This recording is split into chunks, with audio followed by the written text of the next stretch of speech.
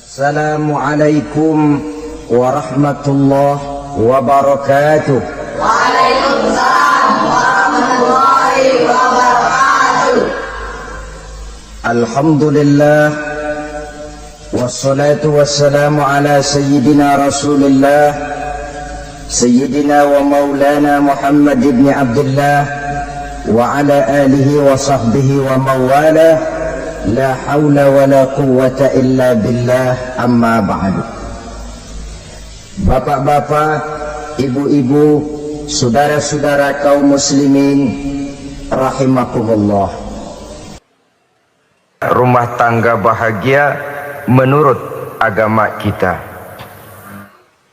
Sebagaimana yang sama kita maklum bahwa manusia hidup memerlukan idola, memerlukan figur-figur yang akan dijadikan contoh di dalam kehidupannya. Sifat ini dinamakan hubbut taklid atau kecenderungan untuk meniru, dan nampak lebih menonjol pada kehidupan anak-anak remaja atau para pemuda. Siapa yang menjadi idolanya, siapa yang menjadi sentral figur dalam kehidupannya, itulah yang akan dijadikannya sebagai contoh. Kalau idolanya adalah Mick Jagger misalnya, maka tentu yang akan dicontohnya adalah Mick Jagger.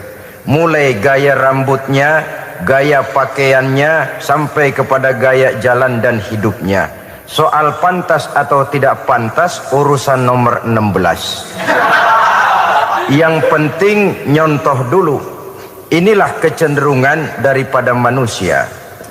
Bagi kita umat Islam, contoh ideal, figur sentral yang sepatutnya jadi idola tidak lain adalah junjungan kita Nabi besar Muhammad sallallahu alaihi wasallam. Beliau menjadi contoh dan panutan oleh karena kepribadiannya yang kompleks. Sejak dari seorang pemimpin negara yang adil, sampai kepada seorang jenderal yang gagah berani di medan perang, sampai kepada seorang diplomat yang ulung, pedagang yang jujur, suami yang bertanggung jawab, ayah yang penuh kasih sayang dengan anak-anaknya, dan di dalam keseluruhannya beliau merupakan uswatun hasanah. Termasuk dalam membina rumah tangga bahagia, contoh kita tidak lain adalah rumah tangga beliau. Bagaimana sih rumah tangga Nabi kita itu? Beliau berkata dalam dua kalimat yang singkat tapi punya pengertian yang sangat luas dan dalam tentang rumah tangganya. Beliau mengatakan, baiti jannati, rumah tanggaku adalah sorga bagiku. Satu cerminan yang merupakan refleksi dari keadaan yang membawa kebahagiaan. Padahal sepanjang sejarah yang kita baca, rumah beliau kecil saja. Sarapan pagi pun cuma seteguk air zam-zam, sepotong roti, kadang-kadang sebutir kurma. Tidurnya di atas kain kasar yang separuh jadi selimut, separuh jadi alas tidur. Tetapi di tengah kondisi yang semacam itu, beliau sanggup berkata, baiti jannati, rumah tanggaku adalah surga bagiku. Kenapa kita yang hidup di zaman sekarang, di mana fasilitas sesungguhnya serba lebih menunjang untuk berkata semacam itu, malah kita berkata sebaliknya, baiti nari, rumahku adalah laksana neraka bagiku. Padahal kalau dilihat, rumahnya pun kadang-kadang bertingkat, kendaraan serba berkilat, uang banyak berlipat-lipat, istri pun tak kurang cantik memikat, kadang-kadang jumlahnya 4. Tapi tiap hari kiamat tidak ada ketenangan dan ketentraman di rumah tangga. Saudara hadirin kaum muslimin rahimakumullah, mengapa Rasul sampai mengatakan baiti jannati, rumahku adalah laksana surga bagiku? Inilah pokok pembicaraan kita pada pertemuan kali ini. Sebagaimana yang kita maklum bahwa nikah dalam pandangan Islam bukan hanya sekedar untuk memenuhi kebutuhan biologis manusiawi, tidak hanya sekedar untuk memperkembangbiakkan keturunan, dan juga tidak pula untuk memperturutkan hawa nafsu. Lebih daripada sekedar itu, nikah dalam pandangan Islam merupakan ibadah. Oleh karena ibadah, maka seluruh tujuan ibadah, apakah dia bernama solat, apakah dia bernama puasa, zakat, sodako, haji dan lain sebagainya, seluruh daripada tujuan ibadah, target utamanya adalah mardhatillah atau keridhaan daripada Allah Subhanahu wa taala. Kalau nikah itu ibadah, maka sesungguhnya tujuan utama dari pelaksanaan suatu pernikahan tidak lain hanya untuk mencari keridhaan dari Allah Subhanahu wa taala. Bukankah kalau kita tanya tiap orang yang melakukan nikah, kenapa sih kamu nikah dengan dia? Jawabannya bisa macam-macam. Yang umum, karena saya cinta dia. Ada yang berkata, karena saya ingin mendapat ketenangan hidup. Ada yang bilang, karena saya ingin hidup teratur. Ada yang mengakui, karena saya ingin dapat keturunan dan lain sebagainya. Tetapi sesungguhnya menurut ajaran agama, kalau nikah merupakan ibadah, jawaban intinya ialah saya melakukan nikah untuk mencari keridhaan dari Allah Subhanahu wa taala. Ini konsekuensinya kalau nikah merupakan bagian daripada ibadah. Rumah tangga yang didirikan atas dasar mencari keridhaan Allah, maka akan diwarnai oleh nilai-nilai luhur daripada ajaran agama. Tanpa harta orang memang sulit untuk bahagia, tapi harta bukan jaminan orang lalu akan bahagia. Harta pada suatu saat akan berakhir, kecantikan akan berkurang, pangkat dan jabatan akan sampai kepada batasnya. Tetapi agama, keyakinan, nilai-nilai iman, itulah pegangan kita yang kekal dan abadi. Sebab itu dalam surah Ar-Rum ayat ke-21 Allah Subhanahu wa taala menjelaskan, "Wa min ayatihi an khalaqalakum min anfusikum azwajan litaskunu ilaiha wa ja'ala bainakum mawaddatan wa rahmah."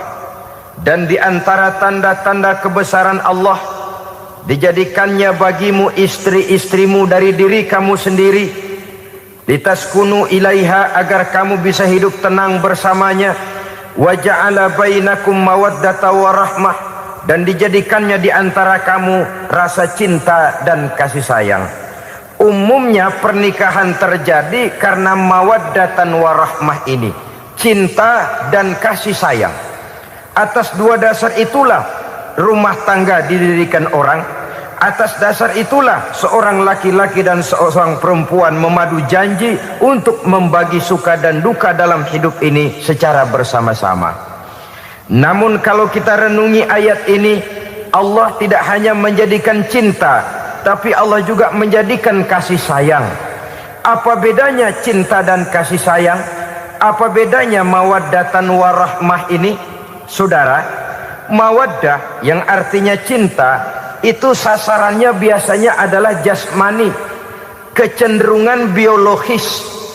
Itu akan berakhir. Orang yang mendirikan rumah tangga cuma karena kecenderungan biologis, cuma karena rasa cinta semata-mata, cinta biasanya terkait kepada keindahan. Betul apa benar? Biasanya orang mudah jatuh cinta kepada sesuatu yang punya nilai keindahan. Makanya anak muda jarang yang jatuh cinta sama nenek-nenek. Cinta selalu memandang segi keindahannya. Ini yang namanya mawaddah. Allah tidak mengingkari itu, silakan.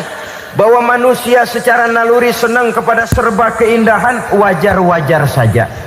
Tetapi tidak cuma mawaddah, Allah juga menciptakan rahmah, kasih sayang. Mawaddah mungkin ada akhirnya, tapi rahmah tidak akan pernah ada akhirnya.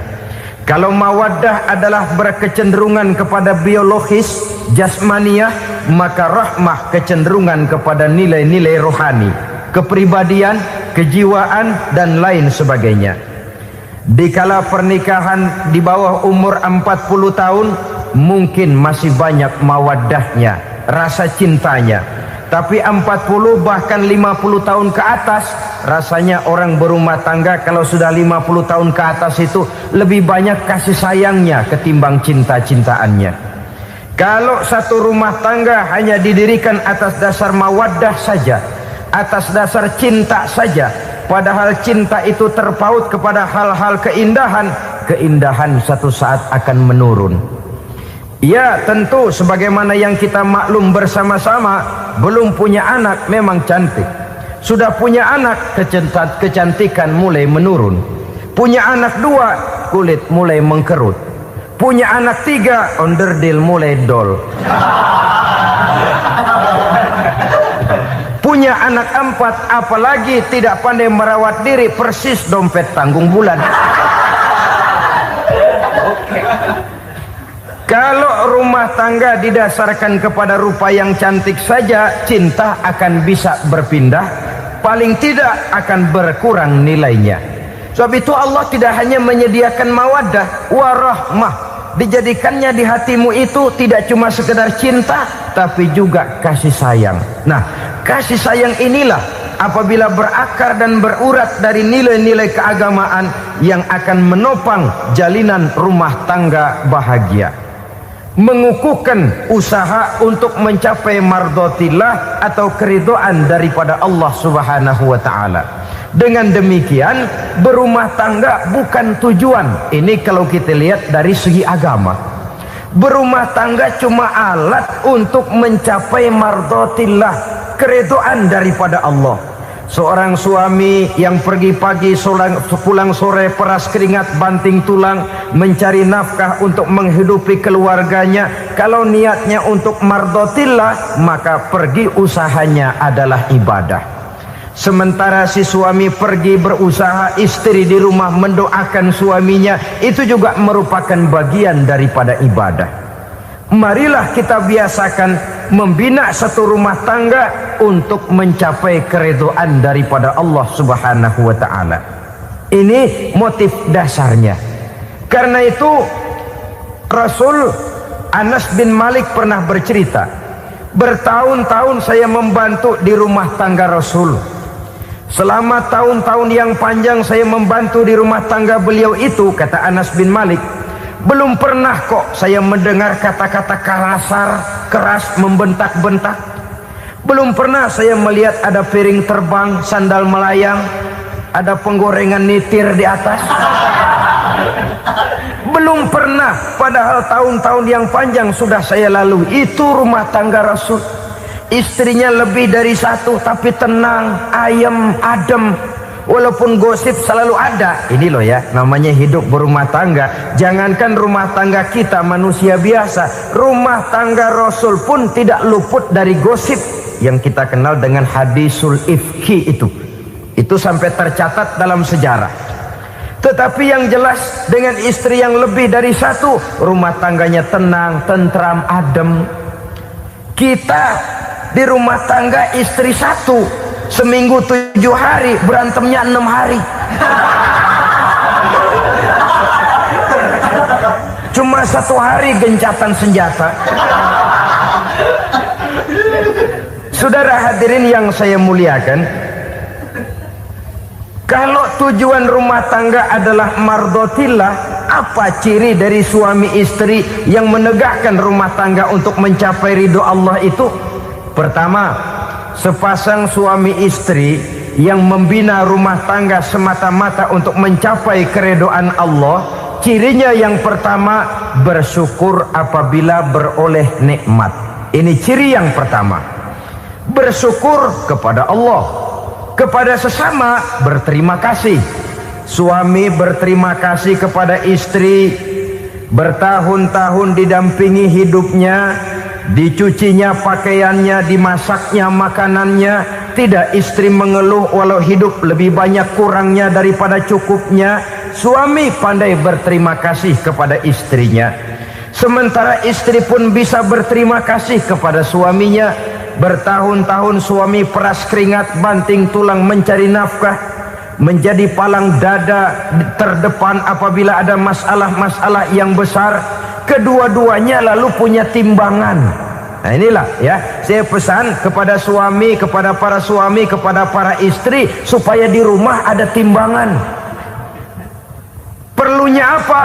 Kalau pada satu saat istri kita salah, suami cepat-cepat ambil timbangan, lalu ditimbang mana yang lebih berat, salahnya atau dosanya, benarnya atau kesalahannya. Ini istri saya jasanya begini, lalu jasanya begini, salahnya ini, mana yang lebih besar, jasanya atau salahnya? Dengan adanya timbangan, maka keputusan akan objektif.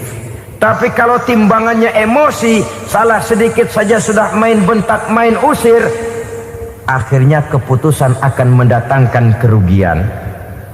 Sebaliknya, kalau suami yang salah, istri ambil timbangan, ditimbang mana lebih besar, jasanya atau salahnya.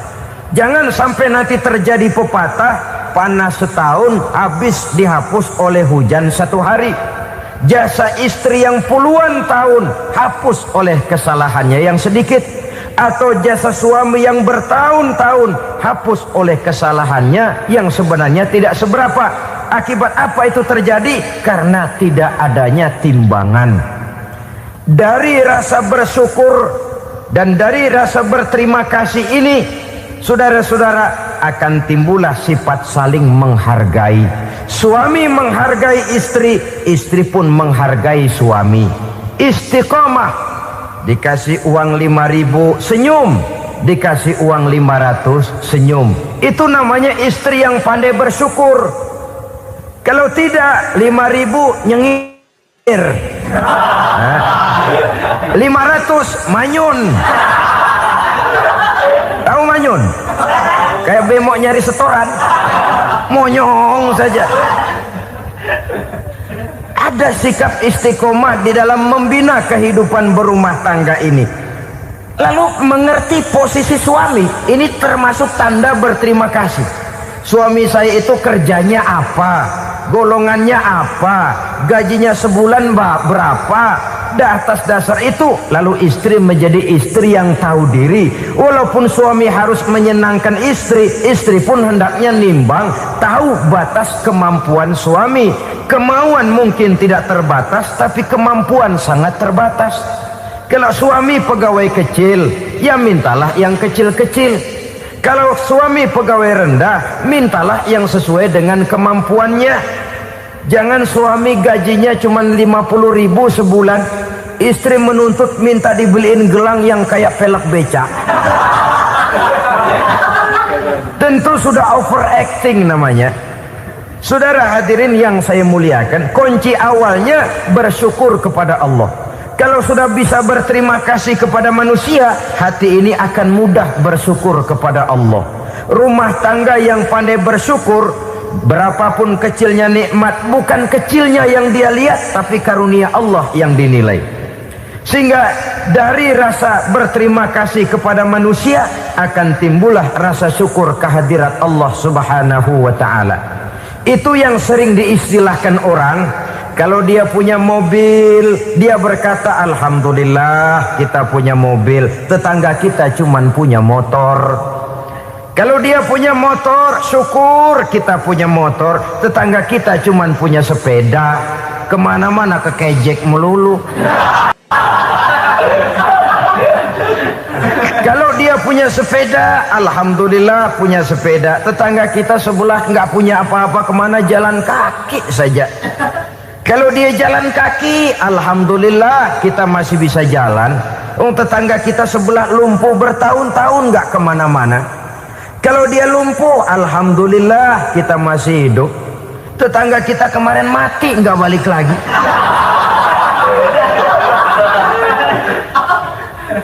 Lalu akan timbul rasa syukur. Tapi kalau sudah lumpuh ngelihat yang bisa jalan ngelihat yang menaik sepeda, yang punya sepeda lihat yang punya motor lihat yang punya mobil lihat yang punya pesawat. Kapanlah kita ini pandai bersyukur? Sebab kesenangan seperti pelangi, tidak pernah di atas kepala kita, selalu kelihatannya di atas kepala orang lain. Sehingga kalau ngobrol orang sering bilang, lu sih enak lo gue lihat, gue kebelangsak amat nih ya. Setiap orang ngomong kepada kita begitu nadanya. Kita yang dilihat enak, sementara kita melihat orang lain enak. Tukang tahu melihat tukang tempe enak, tukang tempe melihat tukang tuak enak, tukang tuak bilang tukang sirsak enak. Enak itu seperti pelangi. Namun kalau kita mau merenungi, tidak pernah Allah berhenti memberikan nikmat kepada kita. Sejak kita bangun tidur sampai kita tidur kembali, bahkan tidur itu sendiri, seluruhnya tidak pernah putus dari nikmat Allah. Bahagia ada di gubuk reot, bahagia ada di rumah mewah, bahagia ada di hati kopral, bahagia ada di hati jenderal, di gunung dan di kota, di hutan belantara dan di desa, di keheningan malam atau di keramaian siang. Kalau kita mau mencari, bahagia selalu ada. Tapi hati yang tidak pandai bersyukur, bagaimanapun banyak kebahagiaan yang meliputi hidupnya, dia tidak akan pernah pandai mensyukurinya. Maka berterima kasihlah kepada istri, berterima kasihlah kepada suami, bersyukurlah kehadirat Allah Subhanahu wa ta'ala. Saya sering mengatakan, sebaliknya seorang suami bagaimanapun kondisi istrinya, kalau itu memang jodohnya, beranilah berkata, istriku adalah Romeoku, istriku adalah Julietku, atau istriku adalah Sri Kandiku. Biarin pengkor ya pengkor, gak ada urusan. Mensyukuri. Kalau tidak mensyukuri, yang timbul lalu sesalan. Kalau sudah sesalan, mudah umpat mengumpat, caci mencaci dalam rumah tangga, lalu terjadilah kegaduhan. Ketenangan sulit kalau sudah tidak ada unsur saling menghargai itu. Lebih celaka lagi kalau sudah mengarah kepada penyesalan. Kata istrinya, bang gue nyesel kawin sama lu. Suami digituin bikin gede kepalanya. Kalau lu nyesel apalagi gua, makin nyesel. Iya, coba pikir bertahun-tahun kita berumah tangga, memangnya abang bisa beliin apa sama saya? Itu juga gerobok kalau nggak ngeridit bang. Kalau nggak ngeridit, memangnya kamu bayar kreditan pakai daun pisang? Saudara hadirin yang saya hormati, ini saya tekankan kepada ibu-ibu karena penyakit perempuan umumnya. Pernah Rasul itu pulang Isra Mi'raj cerita, saya pulang Isra Mi'raj diperlihatkan neraka. Neraka ya Rasul? Lalu bagaimana? Saya lihat kok isinya kebanyakan perempuan.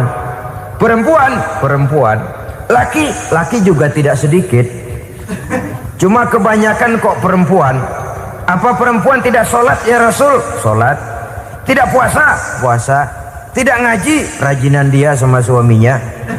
Tapi kenapa lebih banyak di sana? Rasul berkata, hunna yakfurnal ashir. Penyakit umum dari perempuan tidak pandai berterima kasih kepada suaminya. Ini rupanya penyakit umum dari tahun atu. Saudara hadirin yang saya muliakan, jadi rumah tangga yang didirikan atas dasar mencapai ridho Allah, maka kelihatan dari pasangan suami istri menjadi orang yang pandai bersyukur terhadap nikmat. Bukankah dalam surah Ibrahim ayat 7 Allah berjanji, la in syakartum la azidannakum wa la in kafartum inna azabi lasyadid. Kalau kamu pandai bersyukur, aku tambah nikmatku. Kalau kamu ingkar, tidak mau bersyukur, azabku itu hebat dan pedih. Rumah tangga yang suami istrinya tidak bersyukur disiksa oleh perasaannya sendiri. Tetangganya dapat nikmat, dia yang meriang. Tetangganya dapat kesenangan, dia yang sakit hati. Dia tidak melihat nikmat yang diberikan kepadanya. Nikmat yang orang lain punya aja yang diincar. Nikmat orang lain aja dihitung-hitung. Tangga kita, saya baru habis beli yang sebelah belilir habis beli kukusan. Cuma sekedar kukusan saja.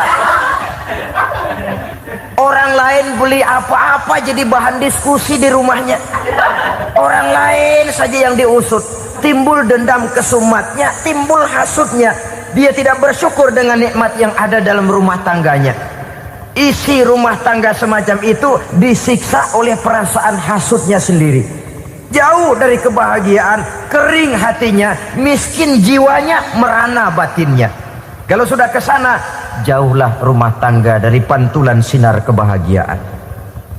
Saudara-saudara, kita lihat rumah tangga Rasul. Dari rumah yang kecil, dari tempat tidur yang sarapnya kain kasar, separuh jadi selimut lagi, keluar ucapan baiti jannati.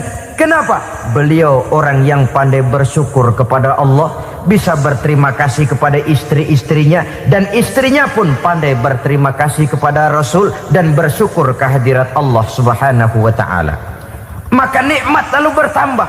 Makin kita syukuri nikmat, makin tambah itu. La azidannakum, janji Allah, pasti aku tambah nikmatku kepadamu jikalau kamu pandai mensyukurinya. Tapi kalau kamu ingkar, tidak pandai bersyukur, awas, nikmat bisa berubah menjadi azab kalau kita tidak pandai-pandai mensyukurinya. Jadi cirinya yang pertama, rumah tangga bahagia itu apabila suami istri pandai bersyukur terhadap nikmat yang diberikan oleh Allah Subhanahu wa taala. Satu. Cirinya yang kedua, rumah tangga yang berdasarkan untuk mardotillah, mencapai keredoan Allah, sabar apabila mendapat cobaan. Namanya orang berumah tangga itu persis berlayar di lautan. Suami istri adalah dua orang yang memegang kemudi. Kalau berlayar ombak tenang, angin bertiup sepoi-sepoi basah, lalu bila malam datang bulan bersinar, bintang gemintang gemerlapan, berlayar memang nikmat. Tapi satu saat angin puting beliung bertiup, gelombang menggunung, halilintar menyambar, kemudian petir berkilat. Kalau pada saat itu suami mau ngalor, istri mau ngidul, alamat perahu patah di tengah jalan, kandas di lautan sebelum sampai ke pantai yang akan ditujunya. Oleh karenanya perlu kekompakan. Maka sejak awal seharusnya dalam akan membina rumah tangga yang bahagia itu lebih baik bicara yang pahit-pahit saja, supaya terjadi kesamaan langkah apabila menghadapi kesulitan dan cobaan. Sabar apabila mendapat cobaan. Rumah tangga seperti kapal di lautan tadi tidak akan sunyi dari hantaman gelombang, tidak akan sepi dari tiupan angin topan, dari kilatan petir, dari sambaran halilintar. Baik suami, baik istri harus sabar menghadapi kesulitan. Kadang kesulitan dari segi ekonomi, kadang kesulitan dari segi mengarahkan dan mendidik anak-anak, kadang kesulitan karena banyak orang yang hasut dengan kita, kadang kesulitan berbagai macam lah yang menyebabkan kesulitan. Rumah tangga yang bertujuan mencapai ridho Allah, sabar menghadapi segala macam kesulitan. Saudara-saudara kaum muslimin rahimakumullah, kesulitan adalah bagian daripada perjalanan hidup. Siapa orangnya yang tidak pernah menemukan kesulitan dalam kehidupan? Rasanya hampir tidak ada. Dan memang kesulitan bukan untuk ditakuti. Kesulitan justru untuk diatasi, dicarikan jalan keluarnya. Begitulah suami istri yang bertujuan mencari ridho Allah. Manakala suami berada dalam kesulitan, istri mencarikan jalan keluar atau berusaha memberikan jalan keluar. Sebaliknya, manakala istri dalam kesulitan, suami bisa mencarikan jalan keluarnya. Sabar dalam menghadapi segala macam kesulitan. Dalam surah Luqman ayat 17, Allah Subhanahu wa taala berfirman, "Wasbir 'ala ma asabak, inna dzalika min azmil umur." Dan bersabarlah terhadap apapun yang menimpa kamu. Bersabarlah terhadap segala kesulitan yang kamu hadapi, karena sesungguhnya yang demikian itu merupakan sebagian dari perkara-perkara yang telah ditetapkan oleh Allah Subhanahu wa taala. Saudara-saudara kaum muslimin yang berbahagia, kunci sabar sesungguhnya terletak pada keyakinan bahwa segala sesuatu berasal dari Allah dan segalanya akan kembali kepada Allah Subhanahu wa ta'ala. Rumah tangga yang sabar di dalam menghadapi kesulitan-kesulitan biasanya akan lebih mudah mencari jalan keluar. Tapi kalau sedikit kesulitan datang, kita tertimpa oleh kepanikan, oleh kegelisahan, dan oleh ketakutan yang tidak beralasan, maka kesulitan itu bukan saja tidak dapat diatasi, malah rasanya akan menjadi semakin besar di dalam kehidupan kita. Tidak ada rumah tangga yang tidak pernah berhadapan dengan kesulitan, bagaimanapun besarnya rumah tangga itu. Itulah sebabnya kita memerlukan orang lain. Hidup berumah tangga itu seperti orang punya mata. Kalau mata kita kelilipan, kalau mata orang lain kelilipan, gampang kita tiup. Tapi kalau mata kita sendiri yang kena kelilipan, tentu kita memerlukan orang lain untuk meniupnya. Oleh karenanya, suami istri harus saling mencarikan jalan keluarnya. Walaupun kerjanya berbeda, suaminya pergi mencari nafkah, istrinya berdoa di rumah. Kalau perlu melakukan sholat duha, mendoakan agar usaha suaminya dimudahkan, dan begitu selanjutnya. Sehingga dengan adanya kebersamaan, walaupun tidak selalu bersama-sama, maka masing-masing melaksanakan tugas dengan tenang dan merasa yang satu berbuat untuk kepentingan yang lain. Inilah cirinya yang kedua, sabar bila mendapat dan berhadapan dengan segala macam kesulitan. Kadang orang mendapat kesulitan itu berkeluh kesah. Bukan berkeluh kesah, tapi mencari jalan keluar dan mengambil hikmah yang ada di dalamnya apa. Karena bukan kemudahan, kesulitan yang membuat orang dewasa. Bukan kemudahan, tapi kesulitan yang membuat orang berpikir, dinamis, kreatif. Kalau seluruh jalan yang kita tempuh mudah saja, gampang saja, rasanya monoton kita ini. Kehilangan dinamika dalam perjuangan. Kesulitan yang membuat orang matang, kesulitan yang menempa kepribadian untuk lebih dewasa menghadapi bahtera kehidupan, membuat pandangan makin arif, wawasan makin luas, dan analisa semakin tajam. Sama saja dalam hidup. Sesungguhnya pujian sering menjadi racun, dan caci maki kalau kita tanggapi secara positif sering membuat kita makin dewasa.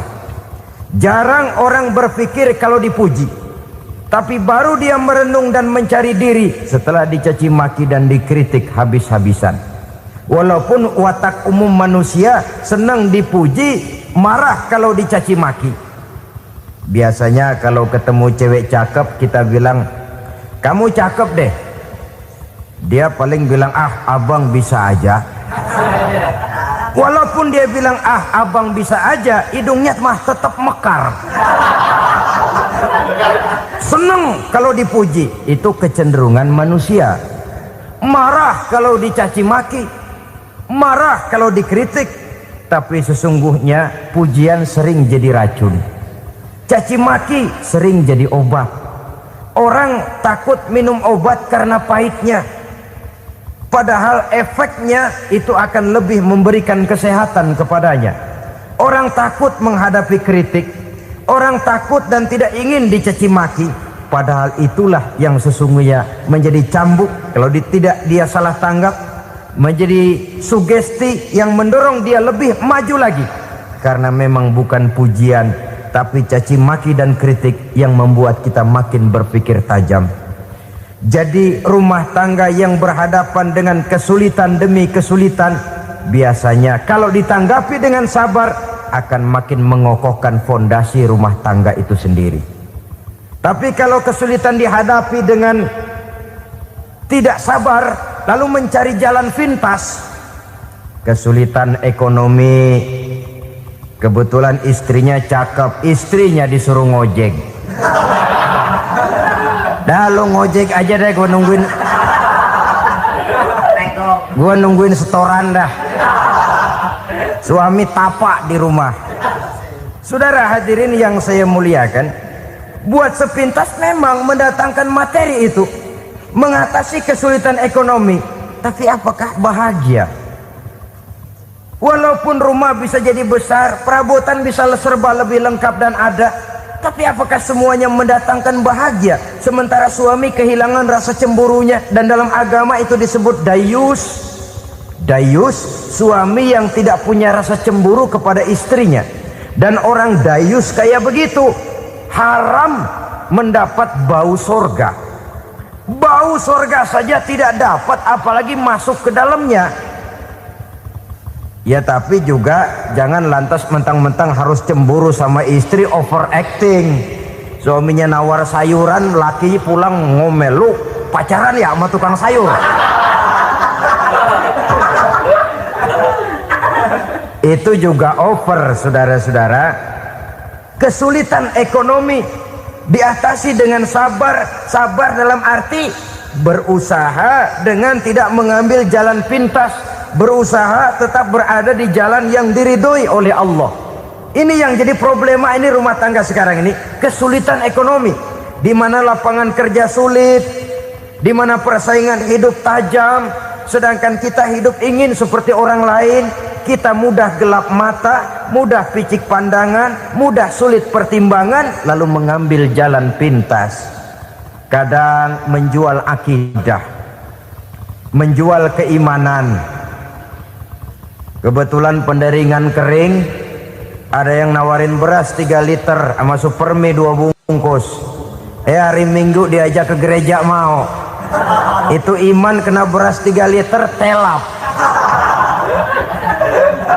Kesulitan ekonomi, saudara-saudara, sehingga Imam Ali pernah berkata, kadal fakru ayyakuna kufron. Kemiskinan memang mudah membawa orang kepada kekafiran, kepada perbuatan-perbuatan yang bisa mengundang kekafiran. Oleh karena itu dalam tamsil lain beliau berkata, kalau ada ular dan ada kemiskinan, kemiskinan yang saya getok lebih dulu, kemiskinan yang saya bunuh lebih dahulu. Karena kemiskinan mudah membawa orang kepada kekufuran. Bagaimanapun sulitnya ekonomi yang dihadapi dalam rumah tangga, percayalah satu saat jalan keluarnya mesti ada. Mesti ada. Jangan sampai mengambil jalan pintas yang membuat kita keluar dari jalan yang ditinjau dari segi kemasyarakatan pun mendatangkan aib, ditinjau dari kehormatan berkeluarga pun mendatangkan nista, ditinjau dari segi ekonomi pun barangkali tidak akan mendatangkan kelimpahan materi. Jalan pintas pada umumnya, saudara-saudara, hanya memberikan kenikmatan yang sekejap. Dan apalah itu artinya kalau harus mengorbankan kesenangan yang abadi dan kekal. Kadang-kadang mengorbankan anaknya sendiri, anaknya dikomersilkan. Pokoknya siapa yang nyamper lu berangkat aja dah. Asal pulang neng-teng pisang sama jeruk sebongsang, orang tua udah anteng aja udah. Saudara hadirin yang saya muliakan, setiap kita selalu berhadapan dengan kesulitan. Karena itu rumah tangga yang bertujuan mencapai mardhatillah, mereka sabar dalam menghadapi kesulitan. Tidak ada beras, puasa saja, puasa sunnah.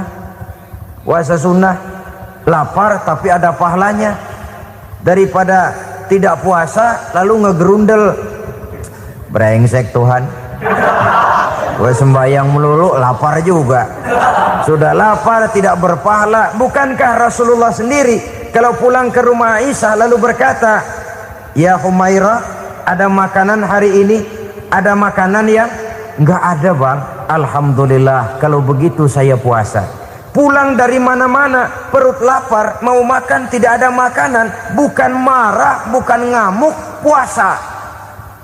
Maka boleh puasa sunnah, niatnya udah siang, jam 10, jam 11, asal dari pagi belum makan apa-apa. Niatnya jam 10, sah, dengan catatan dari pagi belum makan apa-apa. Jangan sudah sepiring setengah baru niat, itu lain. Itu ngojek namanya itu. Pengertian dalam kesulitan. Satu malam beliau pulang dari masjid agak larut. Habis ngajar banyak yang bertanya. Ketuk pintu, assalamualaikum. Assalamualaikum. 3 kali beliau memberi salam, tidak ada jawaban, tidak dibukakan pintu. Rupanya istri beliau lelah bekerja di waktu siang, tidurnya pules benar. Marahkah Rasul? Tidak. Beliau gelar sorban, tidur di depan pintu. Asraful anbiya wal mursalin ini, Rasul termulia ini, karena menghargai istrinya, tidur di depan pintu. Sampai Aisyah bangun sepertiga malam, terkejut buka pintu, suaminya ada di depan pintu. Beliau bangunkan. Ketika dibangunkan, Rasul lebih dulu berkata, maaf sayang, saya pulang terlambat.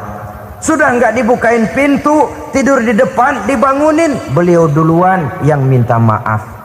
Pengertian. Kalau emosi, memang nggak dibukain pintu, tidur di depan, begitu dibukain yang enak kita tunjuk jidatnya.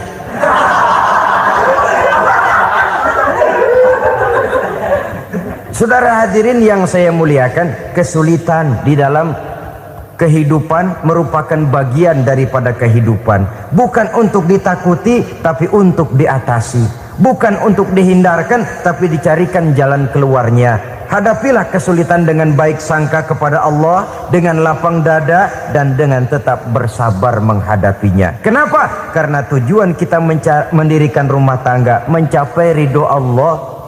Kalau anak kita perjualbelikan, kalau istri kita komersilkan, kalau akidah kita jual untuk mempertahankan rumah tangga, bukankah makin jauh saja rumah tangga itu dari ridho Allah?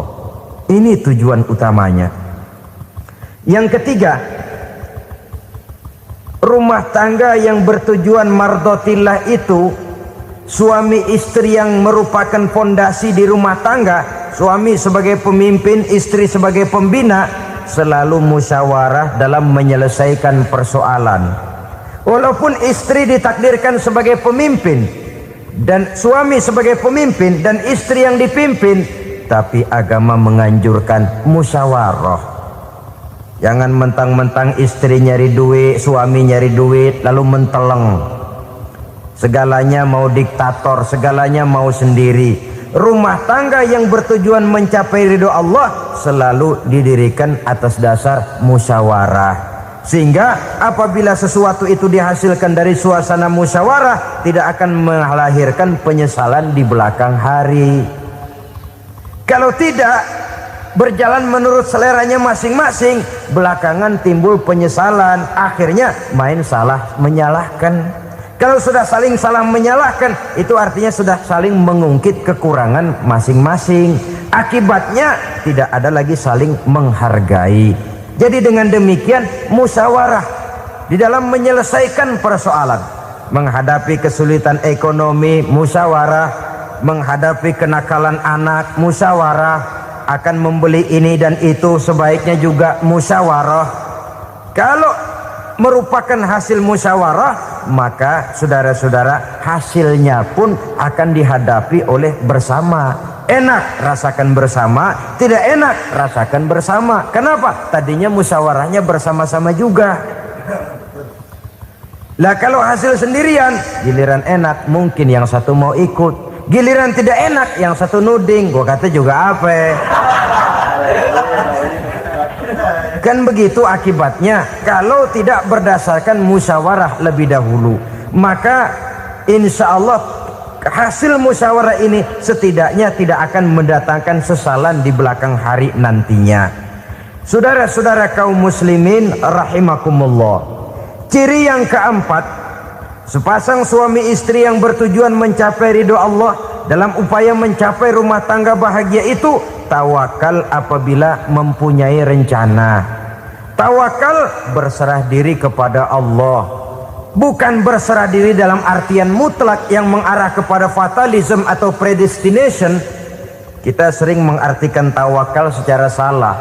Belum apa-apa sudah menyerahkan diri kepada Allah. Memang semuanya terjadi menurut maunya Allah dah. Gak usah ngapa-ngapain, bagaimana Tuhan aja dah. Lapar juga nggak usah makan, kalau takdirnya kenyang pan kenyang. Ya udah lapar terus kita. Makan dulu, perkara nanti kenyang apa tidak itu baru tawakal. Kalau sakit ke dokter, soal sembuh atau tidak baru tawakal. Artinya usaha itu ada. Setelah suami berusaha, istri berusaha, selebihnya tawakal. Apa perlunya tawakal? Apabila berhasil tidak lupa daratan, apabila berhasil tidak lupa diri, apabila gagal tidak putus asa. Sehingga dengan demikian dari tawakal ini lahirlah pondasi yang kokoh membina rumah tangga yang bahagia dalam upaya mencapai keridhaan daripada Allah Subhanahu wa taala.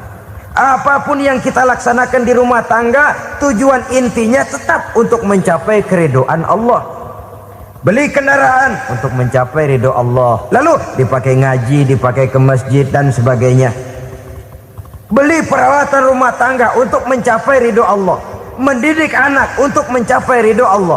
Membantu keluarga untuk mencapai ridho Allah. Dan begitu selanjutnya. Tawakal apabila mempunyai rencana.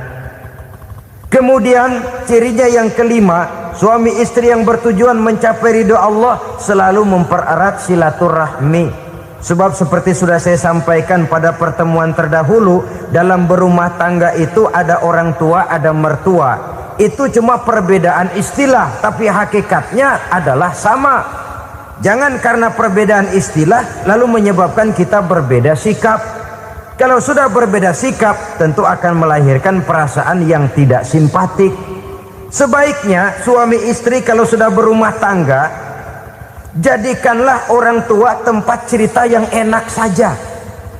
Yang tidak enak telan berdua, yang pahit rasakan berdua, kesusahan dan kesulitan atasi berdua.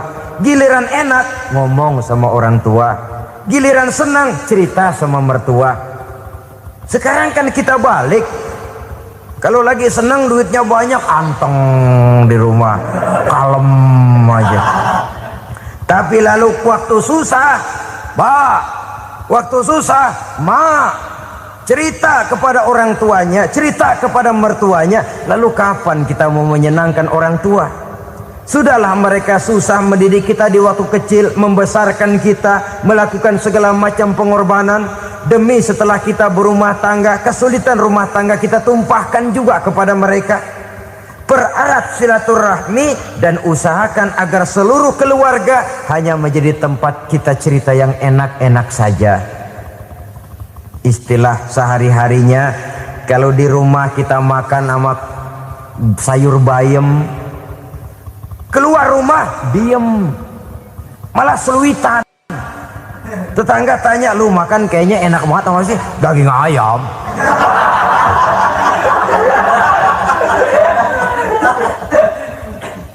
Lalu tetangga kan akan berbisik, itu makannya tuh orang enak bener ya, rumah tangganya tiap hari makan sama daging ayam. Biarlah paling kurang itu jadi doa, daripada kita makan sama kangkung lalu ribut ngomel di mana-mana. Gua kesel banget sama bini gua. Di warung ceritanya lagi. Kenapa? Saban sari gue direbusin kangkung mulu. Brengsek. Di warung cerita ada RT, ada RW. Gara-gara makan sama kangkung se-RT tahu. Akhirnya mungkin kalau kita berangkat orang hitung dari jauhan. Lihat, kangkung liwat gitu.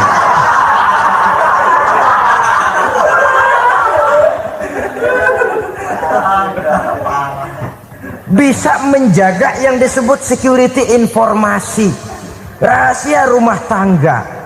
Bahkan pernah saya berikan contoh karena ingin menghargai. Suami beliin kain batik buat istrinya. Istri tahu begitu sepintas, nih kain jelek nih. Tapi karena mau menyenangkan suaminya, dia bohong. Bagaimana Bu, kain yang Bapak beliin? Aduh bagus bener Pak, bagus sekali itu kain. Warnanya Pak emang yang model begitu tuh. Tetangga kita mana ada yang pakai kain begitu Pak? Ya emang nggak ada, jelek. Menghargai. Sebab kalau waktu itu si istri jujur, yang timbul sakit hati suami. Bagaimana Bu kain yang saya beliin? Goblok lo. Kain begitu dibeliin di pasar juga banyak 1.400, campur odol lagi. Sudahlah suami punya niat baik, sampai rumah digoblok-goblokin, tidak ada lagi rasa saling menghargainya. Begitu pentingnya mempererat silaturahmi ini, sampai Nabi berpesan, isnani la yanzurullahu ilaihima yaumal qiyamah qati'ur rahim wa jarus su'. Ada dua golongan manusia yang di akhirat nanti tidak akan dilihat oleh Allah, tidak akan diopeni oleh Allah, didiemin aja. Siapa mereka? Pertama, orang yang suka memutuskan silaturahmi. Yang kedua, tetangga yang jahat dengan tetangganya. Dua golongan manusia ini, pemutus silaturahmi, kemudian juga tetangga yang jahat dengan tetangganya, ini tidak akan dipandang oleh Allah di hari akhirat nanti. Jadi pererat silaturahmi, sebab kita ini zon politikan, makhluk yang bermasyarakat, yang tidak bisa hidup sendirian. Setiap kita memerlukan orang lain. Kita disebut kaya karena ada yang miskin, kita disebut alim karena ada yang awam, kita disebut berkuasa karena ada rakyat jelata. Tanpa rakyat tidak ada penguasa, tanpa yang miskin tidak ada orang kaya. Kalau tidak ada yang jelek, siapa yang bilang cakep? Karena ngimbangi.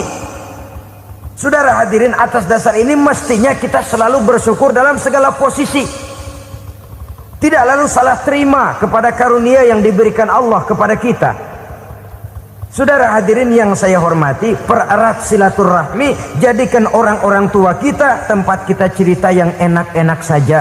Yang tidak enak, telan sendiri, usahakan sendiri, carikan jalan keluarnya sendiri. Setidaknya ya diam sajalah. Kalau belum bisa membalas budi baik orang tua, setidaknya jangan menyakiti hati orang tua kita. Sudah lelah dan payah dia mengasuh kita, membesarkan kita, merawat kita, demi setelah kita berumah tangga, seluruh kesulitan kita bawa lagi kepadanya. Karena itu buat para istri juga ini perhatian. Kalau dimarahi suami, jangan cepat-cepat pulang ke rumah orang tuanya. Nggak boleh diomelin dikit, main buntal aja.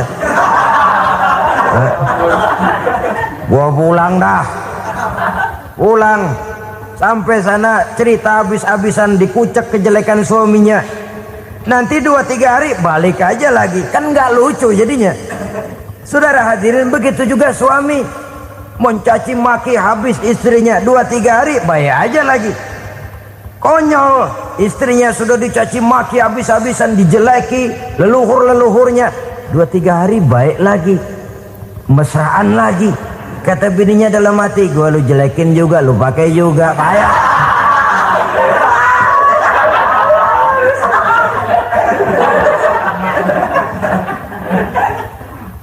Saudara hadirin yang saya muliakan, itulah sebabnya pada awal tadi saya katakan perlunya kita mempunyai timbangan baik sebagai suami maupun sebagai istri. Nah, dari mempererat silaturahmi ini akan terjalin rasa kekeluargaan. Maka tradisi arisan keluarga itu bagus sesungguhnya untuk mempererat silaturahmi. Cuma celakanya bukan silaturahmi yang jadi tujuan, arisannya itu yang jadi tujuan. Akibatnya apa? Kalau belum narik mah semangat banget datang dah. Begitu udah narik aja udahan. Itu celakanya. Akhirnya silaturahminya jadi nomor 2, arisan semata-mata yang menjadi tujuan. Sesungguhnya itu bagus untuk mempererat silaturahmi. Karena kalau kita dengan kita sesama saudara sudah tidak saling mau mengenal, bagaimana dengan anak-anak kita? Bagaimana dengan cucu-cucu kita? 2-3 generasi yang akan datang tentu akan lebih saling tidak mengenal lagi. Baiklah ya, yang keenam, suami istri yang bertujuan untuk mencapai keridhaan Allah itu selalu berusaha tolong menolong di dalam kebajikan. Sebab Allah pesankan itu di dalam Al-Maidah ayat 6, wa ta'awanu 'alal birri wat taqwa wa la ta'awanu 'alal itsmi wal 'udwan. Bertolong-tolonganlah kamu di dalam kebaikan, di dalam bertakwa kepada Allah. Jangan bertolong-tolongan di dalam maksiat, di dalam dosa, dan di dalam usaha yang menimbulkan permusuhan. Kalau suami marah kepada seseorang, istri jangan ngipasin. Oh bang, yang begitu mah dibayain tuman. Udah habisin aja dah. Anak-anaknya marahin sekalian. ngipasin. Istri kesel sama tetangganya, suami ngipasin. Emang tuh tetangga kita, hahu. Habis orang dikipasin. Ta'awanu 'alal birri wat taqwa, bertolong-tolonganlah di dalam kebaikan. Istri malas ngaji, suami mendorong, memberikan sugesti. Suami malas berusaha, istri memberikan sugesti. Saling tolong menolong di dalam kebaikan dan takwa, dan jangan tolong menolong dalam dosa dan permusuhan. Kata suami, Bu, daripada kita melarat terus hidup, kita piara tuyul yuk. Kata istrinya, nah ini sudah menyimpang bang, bersabarlah, bagaimanapun insya Allah kita tidak akan mati kelaparan. Piara tuyul itu nanti jadi pindah akidah, merusak iman, berteman dengan setan. Apalah artinya kekayaan dan kesenangan sebentar kalau harus mengorbankan kekayaan dan kesenangan yang abadi. Ini sudah alal ismi wal udwan, sesuatu yang mengandung dosa. Saudara hadirin yang saya hormati, kemudian yang keenam, berbaik sangka. Baik suami maupun istri sama-sama saling berbaik sangka. Suami melepas istri, istri melepas suami dengan hati yang ikhlas. Suami meninggalkan istri di rumah dengan jiwa yang bersih dan rasa yang aman. Ada rasa baik sangka, dan ini modal dasar. Kalau sudah dilandasi oleh buruk sangka, tentu yang lahir nanti adalah perasaan-perasaan yang tidak baik. Akibatnya sangat tidak menguntungkan. Inilah beberapa ciri dari rumah tangga yang didirikan atas dasar mardhatillah, mencapai keridhaan dari Allah. Nanti akan menyusul tujuan berikutnya, diantaranya mendapat keturunan, diantaranya lagi mendatangkan gairah untuk lebih berusaha mencari rezeki karena sudah merasa punya tanggung jawab berupa anak dan istri. Mempererat silaturahmi, itu cuma tujuan-tujuan sekundernya saja. Tujuan primernya kita melakukan suatu nikah untuk mencapai keridhaan dari Allah Subhanahu wa taala. Silakan punya istri cantik, kaya, tapi tujuan utamanya kita membina rumah tangga untuk mencapai ridho dari Allah. Karena itu dasarnya mawaddatan warahmah. Jangan cuma cinta tapi juga kasih sayang. Cinta, kecenderungan kepada jasmani akan berakhir, tapi kasih sayang, kecenderungan kepada rohani, makin tua malah makin erat, makin tua malah makin mesra. Sehingga kadang kita menampak kakek-kakek dan nenek-nenek lagunya kayak pengantin baru. Apa cinta-cintaan? Tidak. Bagaimana kakek-kakek sama nenek-nenek harus bilang I love you? Yang masih ada itu waktu itu mawaddah, kasih dan sayang. Itu yang akan kekal, itu yang akan abadi. Tanpa materi orang sulit untuk bahagia, tapi materi semata bukan jaminan orang untuk bahagia. Nah, ciri yang terakhir dari rumah tangga yang bertujuan mencapai ridho Allah, sinar agama kelihatan di dalamnya. Baik suami maupun istri sama-sama orang yang taat melaksanakan ajaran agama. Saudara, mudah-mudahan walaupun singkat dapat menjadi sumbangan moral dalam kita mewujudkan rumah tangga yang bahagia menurut contoh yang diberikan oleh Rasulullah Sallallahu Alaihi Wasallam. Terima kasih atas perhatian saudara. Mohon maaf atas segala kekurangan. Usikum wa nafsi bitaqwallah. Wassalamualaikum warahmatullahi wabarakatuh.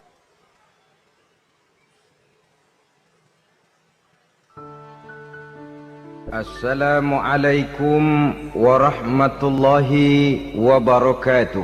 Wa ala alihi wa sahbihi ajma'in, amma ba'du.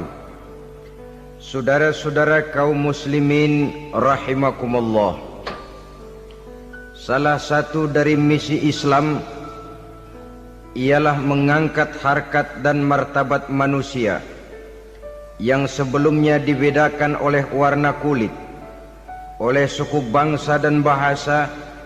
Seluruhnya diikat dengan satu akidah, menghilangkan perbedaan akibat warna kulit, suku bangsa dan bahasa.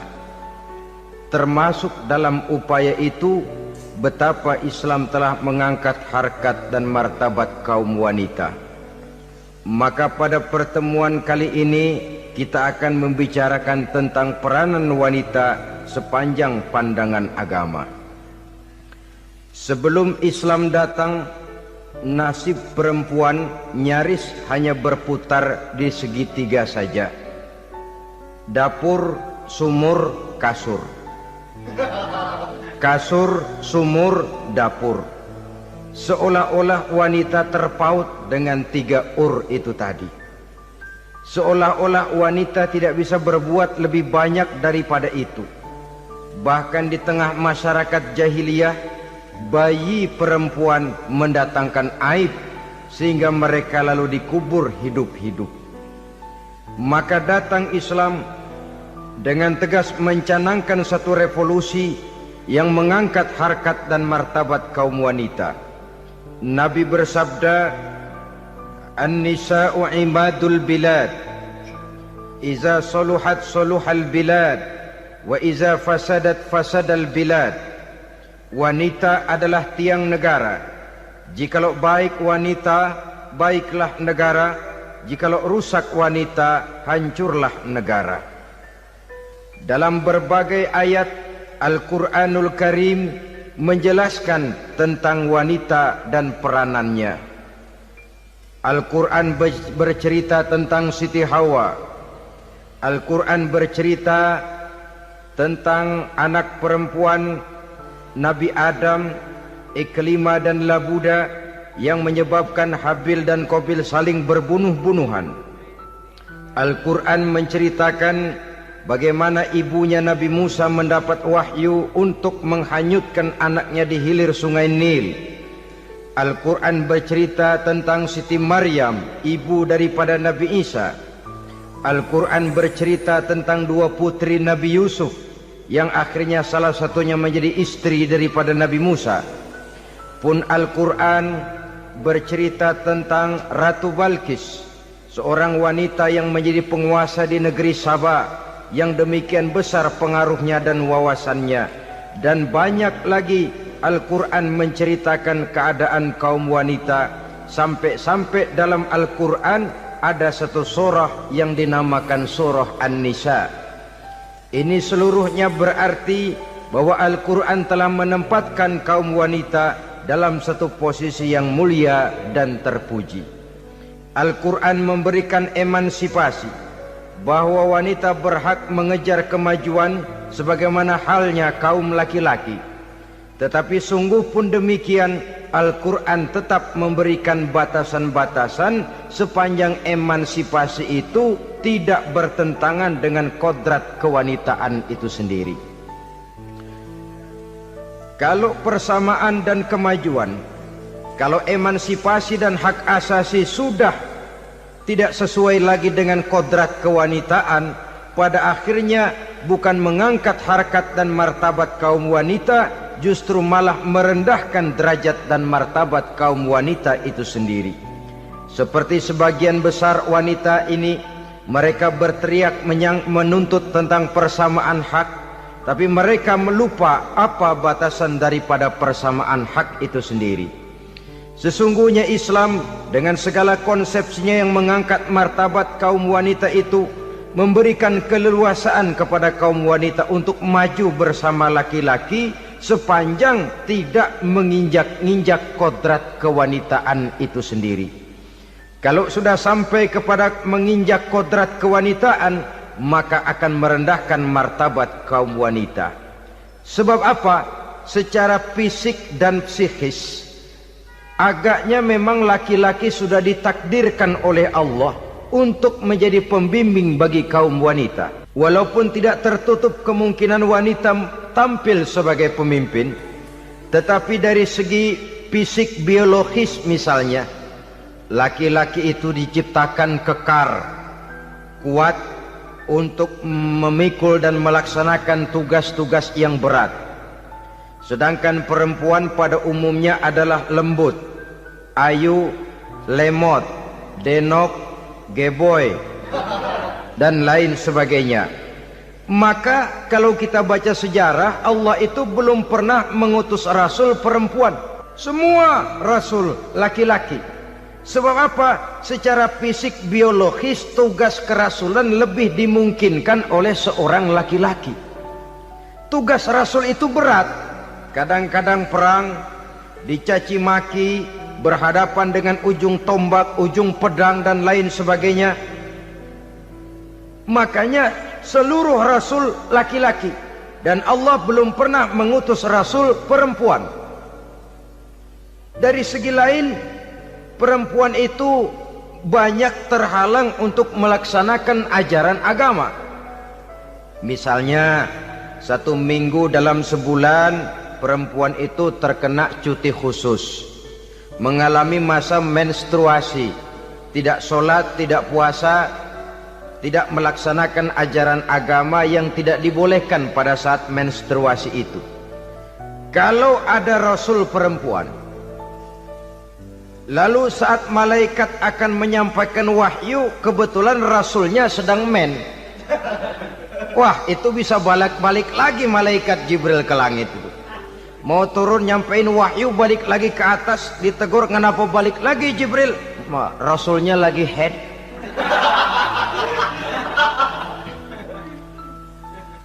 Atau pada saat agama dalam bahaya, agama dalam hinaan, agama dalam ancaman, rasulnya perempuan kebetulan sedang hamil besar. Apa lalu perang ditunda? Pengumuman perang ditunda saja sampai rasul melahirkan. Tentu lebih tidak mungkin lagi. Secara fisik biologis laki-laki lebih memungkinkan untuk melaksanakan tugas kerasulan ini. Maka seluruh rasul yang diutus Allah adalah laki-laki. Saudara hadirin yang saya muliakan, sungguh pun demikian, Islam itu mengangkat martabat wanita sedemikian tinggi sebagai tiang negara yang menentukan jatuh dan bangunnya negara, yang ikut mewarnai bahkan menjadi warnanya suatu negara. Walaupun peranannya memang tidak begitu kelihatan, tapi sesungguhnya amat sangat menentukan. Oleh karenanya secara umum emansipasi yang digariskan oleh Islam, emansipasi yang tidak bertentangan dengan kodrat kewanitaan di berbagai aspek kehidupan. Kalau sekarang emansipasi ini kelihatannya sudah salah pasang, salah kaprah. Bahkan belum lama kita menyaksikan bagaimana ada binaragawati. Di zaman sekarang perempuan sudah mulai angkat besi. Saya mulai mikir kalau perempuan sudah pada angkat besi, ini sudah tanda suaminya udah dekat dibanting-bantingin ini. Tahun-tahun mendatang mungkin akan menyusul perempuan mulai narik becak.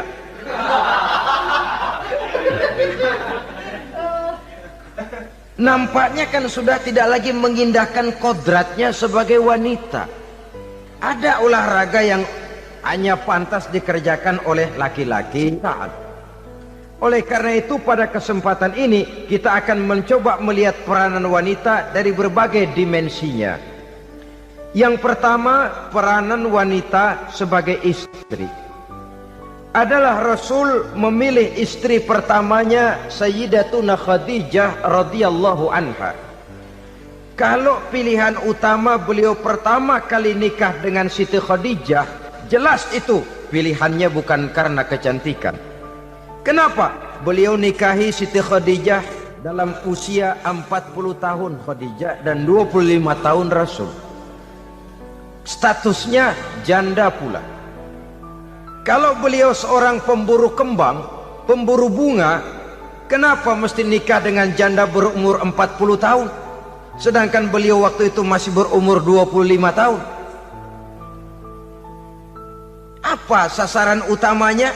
Bisa kita lihat nanti. Setelah beliau diangkat menjadi Rasul, ternyata Khadijah lebih daripada seorang istri. Beliau masuk ke dalam staf Nabi. Orang lain beliau belum beriman, beliau malah beriman lebih dahulu sebagai perempuan pertama yang masuk Islam. Orang lain memusuhi Nabi, beliau malah mengorbankan hartanya untuk membantu perjuangan Nabi.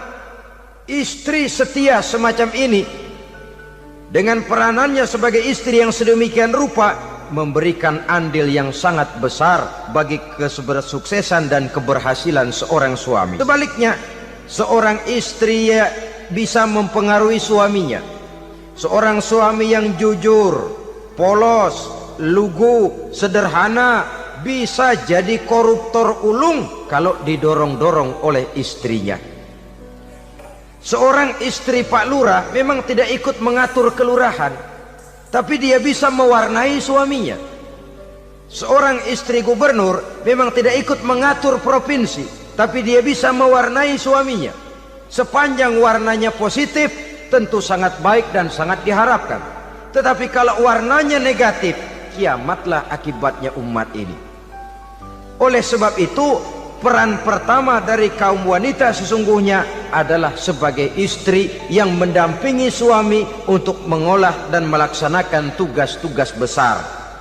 Dari seorang yang paling kecil sampai kepada seorang yang punya jabatan paling tinggi sekalipun, pengaruh dan peranan istri memang sangat menentukan. Saudara hadirin kaum muslimin rahimakumullah. Itulah sebabnya Nabi menikah dengan Siti Khadijah, dan lebih dari itu, sebelum menikah dengan Nabi, Siti Khadijah itu sudah terkenal sebagai pengusaha wanita, business girl kalau bahasa sekarang ini. Bahkan jaringan-jaringan bisnisnya tidak hanya Mekah saja, tidak hanya antar kota, bahkan sudah antar negara, dari Mekah ke Syam, dari Mekah ke Madinah dan lain sebagainya, yang bahkan kita tahu Rasul pada mulanya pun ikut membantu perdagangannya Siti Khadijah radhiyallahu anha ini. Jadi kalau bercermin dari karier Siti Khadijah, boleh saja wanita bergerak di bidang bisnis, asal memang profesi, bukan karena dengan senjata dan modal kecantikan lalu membujuk dan merayu orang sampai telak sehingga bisnisnya berjalan lancar dengan jalan menjual kecantikannya. Tidak, bergerak di bidang bisnis yang memang profesinya di situ. Tidak ada salahnya. Bisa saja perempuan menjadi bisnis girl seperti yang dicontohkan oleh Siti Khadijah radhiyallahu anha ini. Sebab itu, kontes-kontesan yang hanya bertitik kepada rupa yang ayu saja, rupa yang cantik saja, sesungguhnya bukan hanya tidak bermanfaat, tapi saya pikir juga sangat tidak mendidik.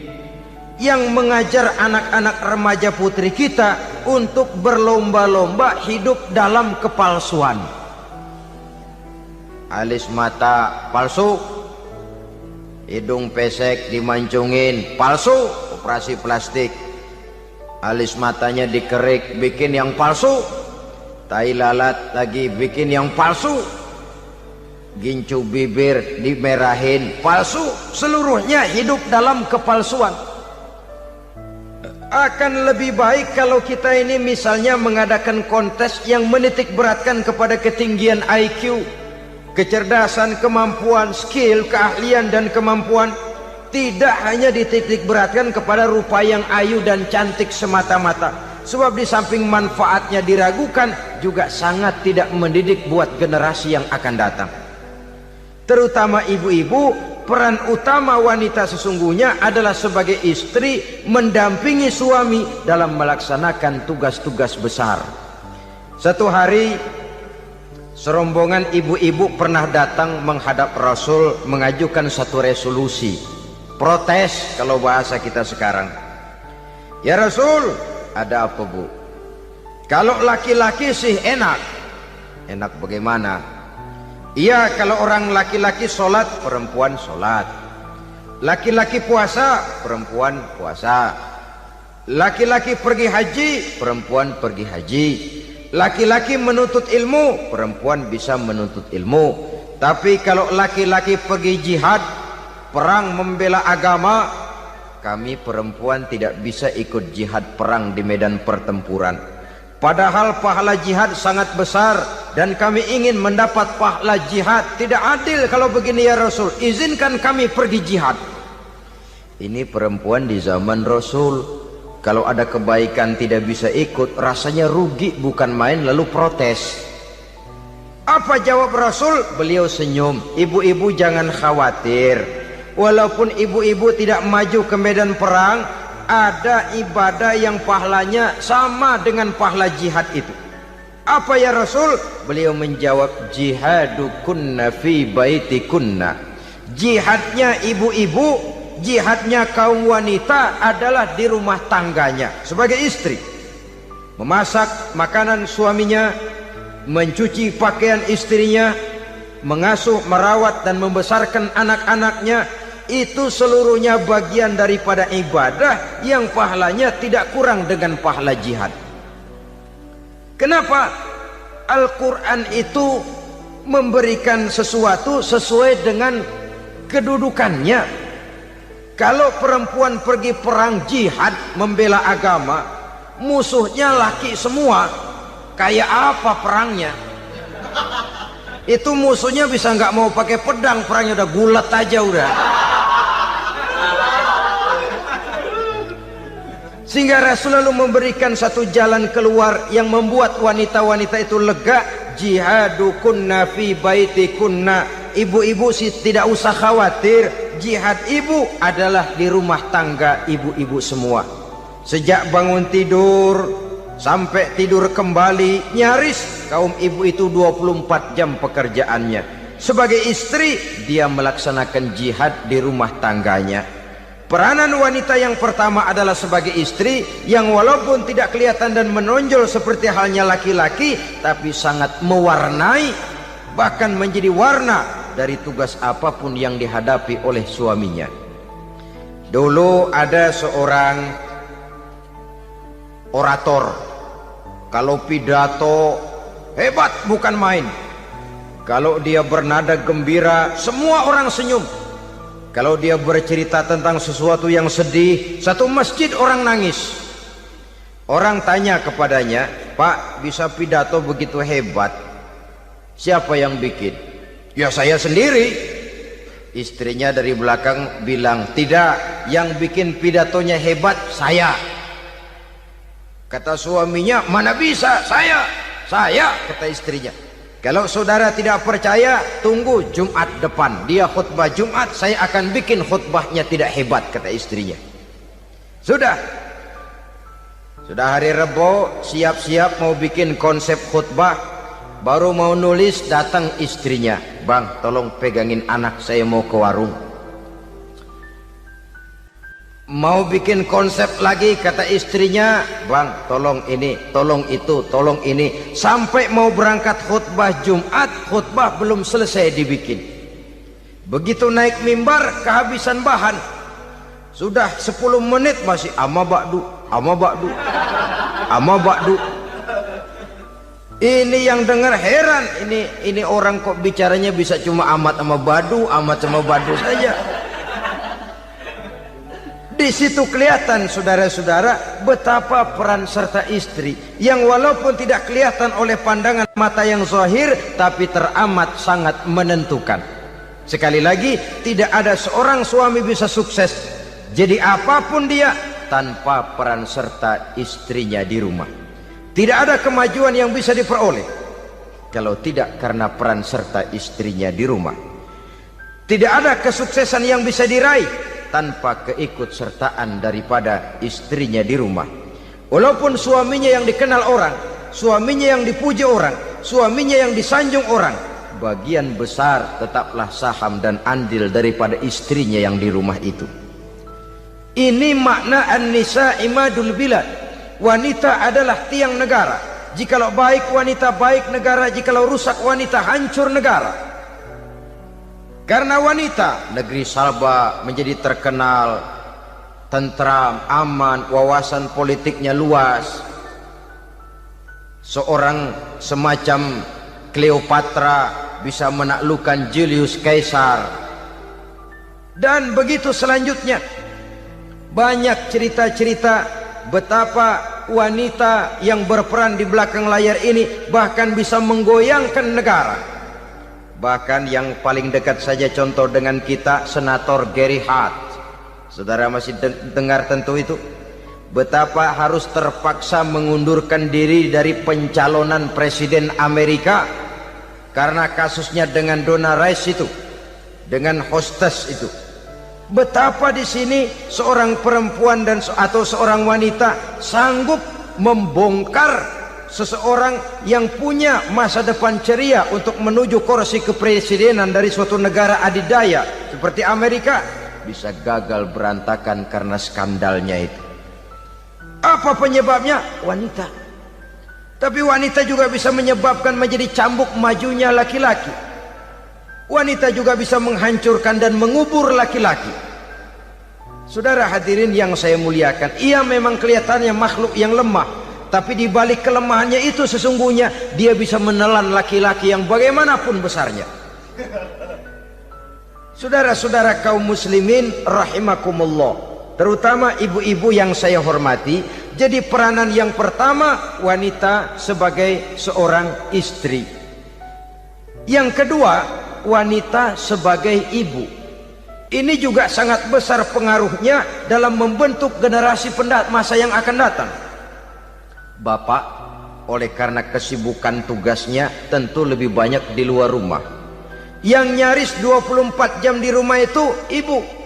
Bagaimana dia merawat anaknya, bagaimana dia menaruh perhatian terhadap anaknya, bagaimana ia melimpahkan kasih sayang kepada anak-anaknya, akan membentuk kepribadian anak dan artinya membentuk generasi yang akan datang. Kalau seorang ibu sudah cuek-cuek saja kepada anaknya, padahal Quran mengatakan al-jannatu tahta aqdamil ummahat, surga di bawah telapak kaki ibu. Hadis ini bisa kita artikan macam-macam. Pertama, anak tidak akan mendapat kebahagiaan tanpa ridho daripada ibunya. Kedua, ibu adalah wanita agung yang harus ditaati. Ketiga, neraka atau surga anak bergantung kepada ibu, bagaimana dia mewarnai anak.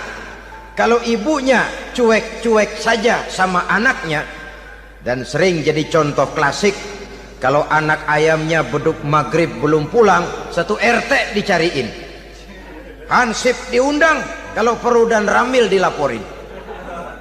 Tapi kalau anak gadisnya jam 12 tengah malam belum pulang, ibu tenang-tenang saja Pak, tidak tergerak dan tidak tertarik hatinya. Ya tentu tidak semua. Kalau sudah begitu, bukankah hakikatnya ibu sudah menciptakan neraka buat anaknya sendiri? Khalil Gibran dalam satu tamsil yang indah pernah mengatakan, kalau kita diberikan sebutir mutiara, sebutir intan, dan intan itu sebutirnya sebesar telur ayam, benda yang sangat langka dan berharga, tentu kita sayang intan atau mutiara itu. Kita jaga baik-baik, kita simpan dalam kotak, kotaknya kita kunci, kotak itu kita simpan di dalam lemari, lemarinya kita kunci lagi, lemarinya ada di dalam kamar, kamarnya pakai pintu, pintunya kita kunci lagi, kamar itu ada dalam rumah, rumahnya pakai pintu, dikunci lagi, kemudian rumahnya pakai pintu gerbang besar, gerbangnya juga digembok lagi. Untuk menjaga intan itu jangan sampai hilang, begitu usaha kita berlapis-lapis. Dan intan itu sudah diberikan kepada kita, kata Khalil Gibran. Apa dia? Anak-anak yang diamanahkan Allah kepada kita. Itu intan-intan mahal, itu mutiara-mutiara pilihan yang dititipkan dan diamanahkan untuk kita jaga sebaik-baiknya. Haruskah dia sia-sia di tangan kita? Haruskah dia merana jatuh di tangan ibu yang tidak punya tanggung jawab?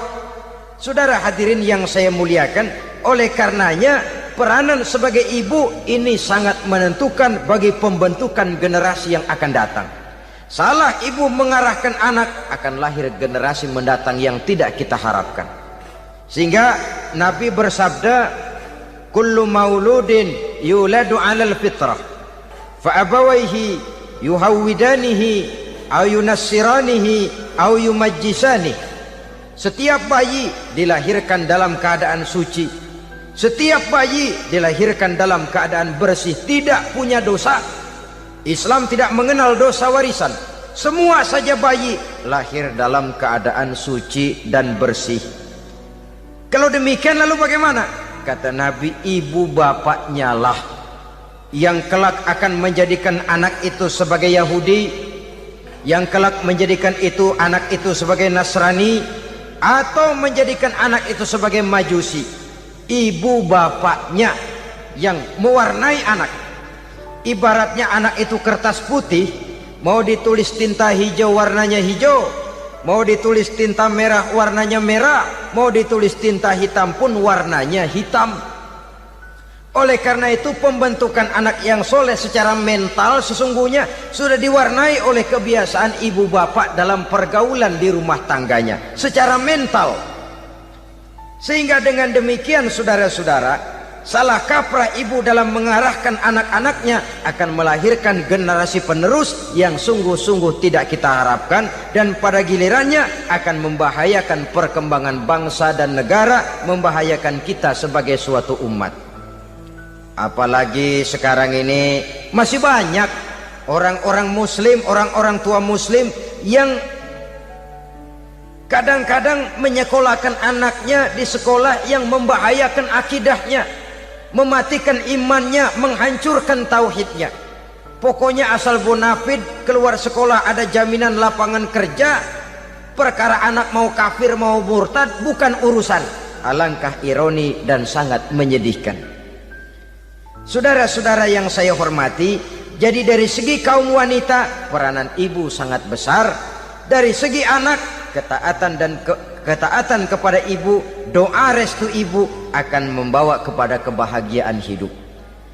Doa ibu mustajabah, kutukan ibu manjur.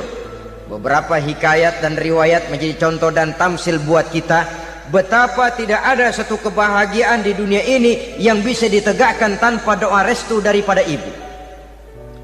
Pantas kalau dalam Al-Quran ada Ummul Kitab, ibunya atau induknya kitab. Tiap negara punya ibu kota, bapak kota tidak ada. Lalu lagi wawasan Nusantara disebut Ibu Pertiwi, Bapak Pertiwi kemana tahu. Saudara hadirin yang saya muliakan, lalu dalam peringatan hari-hari besar nasional ada yang namanya Hari Ibu. Hari bapak nggak pernah diperingati. Ada Hari Ibu, dan ibu itu pun ada Ibu Kartini, ada Ibu Dewi Sartika, dan macam-macam lagi yang seluruhnya merupakan refleksi dan gambaran betapa peranan kaum wanita di dalam kehidupan ini yang memang banyak mewarnai dan menjadi warna dari suatu kegiatan. Saudara-saudara kaum muslimin rahimakumullah, apabila yang pertama tadi kita melihat peranan kaum wanita sebagai istri, betapa ia berpengaruh besar dalam ikut menunjang keberhasilan dan kesuksesan suaminya.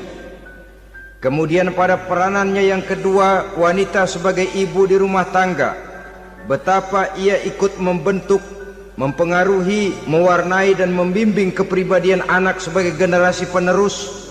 Maka pada peranan yang ketiga ini kita akan melihat wanita sebagai social agent, sebagai penggerak kegiatan sosial di berbagai bidang kehidupan. Apakah itu bernama majelis taklim, apakah itu bernama perkumpulan dan yayasan-yayasan kemanusiaan, organisasi-organisasi yang bergerak di bidang pendidikan, bahkan di zaman sekarang bukan hanya menjadi penggerak sosial, bahkan sudah banyak kaum wanita yang menggerakkan satu bangsa. Dunia mengenal Margaret Thatcher, dunia mengenal Indira Gandhi, dunia mengenal Bandara Naike, dunia mengenal Corazon Aquino, dunia mengenal Golda Meir dulu itu dari Israel. Dunia mengenal Imelda Marcos yang ambisius tapi yang kemudian melangkah kepada jalan yang negatif dari tujuan semula. Ini bukan hanya sekedar social agent, tapi bahkan sudah mengarah kepada menggerakkan dan mewarnai suatu bangsa. Islam membuka pintu ke arah itu. Wanita duduk dan berfungsi sebagai social agent, mengurus berbagai macam perkumpulan yang bertujuan kepada kebajikan, menyantuni yatim piatu, memelihara kesehatan, menyayangi binatang, memelihara kelestarian lingkungan dan lain sebagainya. Islam membukakan pintu sepanjang peranan sebagai istri dan sebagai ibu tidak diabaikan. Ini sebab yang utama. Salah seorang perempuan, kaum wanita, kalau terlalu aktif berorganisasi, terlalu aktif bermasyarakat, terlalu aktif dalam berbagai macam perkumpulan, lalu melupakan tugas utamanya sebagai istri dari suaminya, sebagai ibu dari anak-anaknya. Ibu asik rapat sana rapat sini, anak tidak pernah diajak rapat, akhirnya si anak bikin perkumpulan sendiri, rapat menurut versi mereka, sehingga akibatnya yang timbul anak merasa kurang diperhatikan oleh ibunya. Ngaji bagus, tapi kalau sepanjang hari ngaji saja, suami pulang mau makan tidak ada makanan, mau berganti pakaian belum lagi ditriska pakaiannya, tentu ini melupakan fungsi yang utama. Kegiatan sosial, kegiatan di organisasi adalah jadwal kegiatan setelah fungsi sebagai istri dari suami, sebagai ibu dari anak-anak dilaksanakan dengan sebaik-baiknya. Bukan tidak baik ngaji, kalau dari ngaji ke ngaji saja. Bangun tidur ngaji, jam 7 ngaji, berangkat jam 11, sholat zuhur berangkat ngaji lagi, pulang sore, malam ngaji lagi. Suami tidak terurus, anak-anak pun terbengkalai, rusaklah rumah tangga. Dan bukankah satu bangsa terdiri dari satu tatanan masyarakat, dan tatanan masyarakat yang paling kecil bernama keluarga. Keluarga merupakan unit dari masyarakat, unit yang terkecil, dan keluarga terdiri dari pribadi-pribadi yang merupakan bapak, ibu, dan anak-anak. Sehingga masyarakat bangsa yang baik terdiri dari masyarakat yang baik. Masyarakat yang baik tersusun dari keluarga-keluarga yang baik, dan keluarga yang baik akan muncul dari pribadi dan individu yang baik. Pribadi dan individu yang baik yang sadar mana kewajiban yang primer, mana kewajiban yang sekunder. Sebagai social agent, dia lalu mawas diri dengan tetap mempertimbangkan kodrat kewanitaannya itu tadi. Saya ikut prihatin kalau ada perempuan main sepak bola. Dan saya yakin betul kalau perempuan main sepak bola, yang nonton pasti bukan nonton bola. Ya mungkin bola juga, tapi bola yang mana? Itu wallahu a'lam. Ya dicari olahraga yang sesuai dengan kodrat kewanitaan begitu. Dicarilah olahraga yang sesuai dengan kodrat kewanitaan. Sepak bola sudah maju, ya belakangan saya katakan tadi muncul lagi wanita angkat besi. Belakangan bisa kita bayangkan wanita main tinju. Babak belur sudah kalau sudah begitu. Kemajuan dengan melupakan kodrat kewanitaan akan menyengsarakan kaum wanita itu sendiri. Silahkan maju menjadi social agent, menjadi penggerak di masyarakat. Para istri Rasul bisa kita jadikan satu figur. Siti Khadijah, figur sebagai istri pendamping yang setia. Dikala suaminya bingung, ia tampil memberikan pandangan.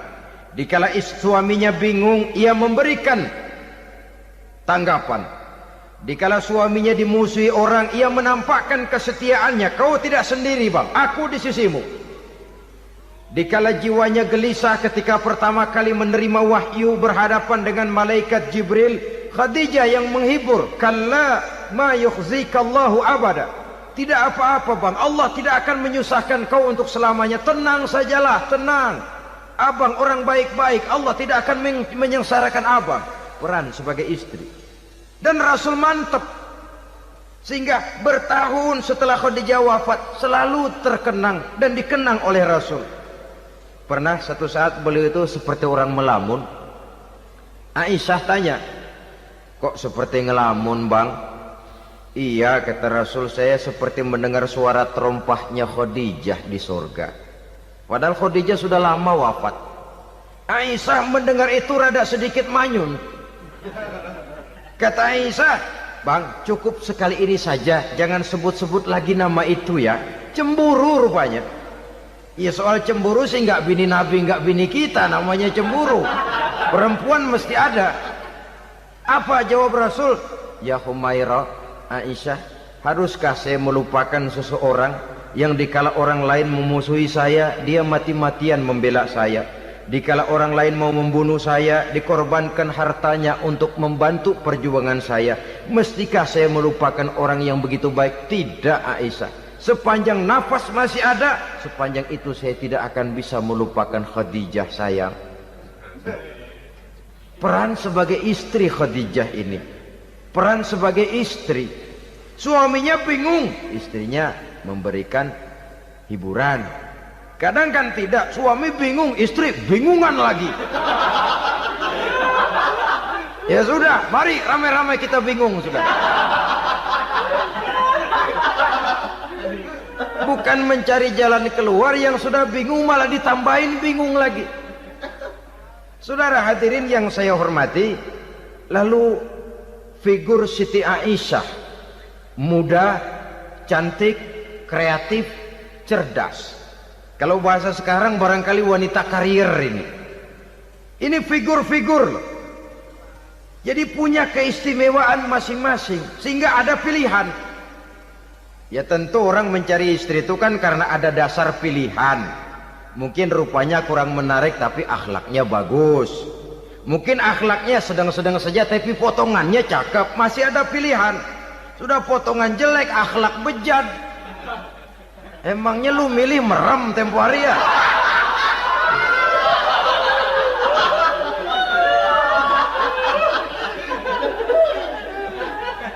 Sudah nggak ada pilihan apa-apa. Lalu ada istri yang punya keistimewaan karena sifatnya yang sabar, ada yang wataknya itu pemurah, ada yang sifatnya itu belas kasih. Pendeknya, dari istri-istri Rasul kita bisa menemukan figur-figur wanita teladan. Sehingga keliru kalau kaum orientalis barat mengatakan Rasulullah itu katanya sesungguhnya adalah seorang seks mania, istrinya banyak. Oh ini memang bajingan ini orientalis ini. Kalau Rasulullah itu seorang seks mania, tentu yang dinikahinya itu pertama jelas gadis semua, yang kedua tentu cantik-cantik semua. Dari istri-istri beliau yang dikawininya dalam keadaan gadis cuma Siti Aisyah. Selebihnya janda. Apa pertimbangannya? Menyantuni yatim-yatimnya,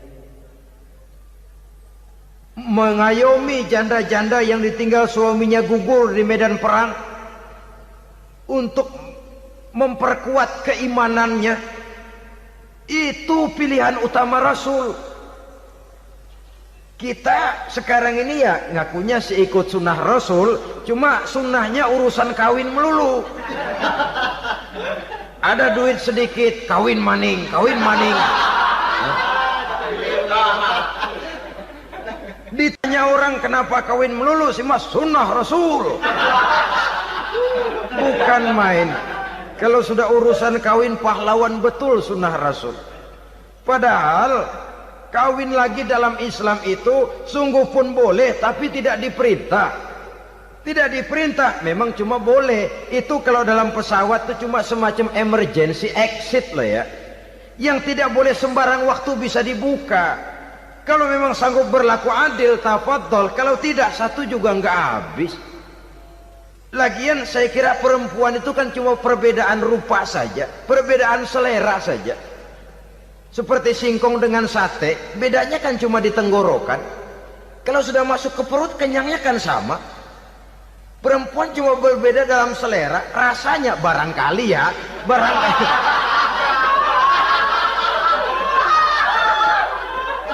Barangkali tidak jauh beda. Saudara hadirin, lah Islam ini mengatur lewat pintu yang dinamakan nikah itu tadi, sehingga dengan demikian bisa dinikmati secara tenang, tentram. Tidak usah manusia ya, kucing saja, coba lihat kucing. Kalau ikan dia boleh nyolong, kucing itu boleh curi, makannya nggak tenang kucing. Coba lihat ini, asal dia nyolong ikan, makannya juga mindik-mindik, matanya nengok kiri nengok kanan, ada sedikit gerusak kabur. Secara nalurinya kucing tahu kalau ini ikan curian, makannya nggak tenang dia. Tapi kalau ikan kita kasih, kucing anteng, geledek juga nyamber, manteng aja dia. Nalurinya mengatakan ini ikan dikasih sama yang punya, tenang dia. Saudara hadirin yang saya hormati, orang juga gitu. Kalau hubungan suami istrinya sudah sah, diikat dengan akad nikah, tenang, anteng, nggak gerasak gerusuk, nggak kayak diubur-ubur maling, anteng aja. Dan yang ngintip juga buat cuek aja udah. Biarin aja dia ngintip, capek sendiri lah.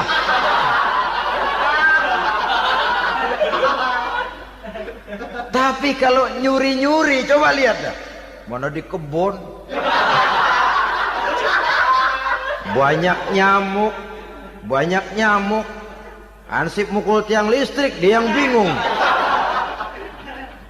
Islam ini sesungguhnya memudahkan jalan, saudara-saudara. Jadi sebagai social agent, wanita bisa berperan untuk itu.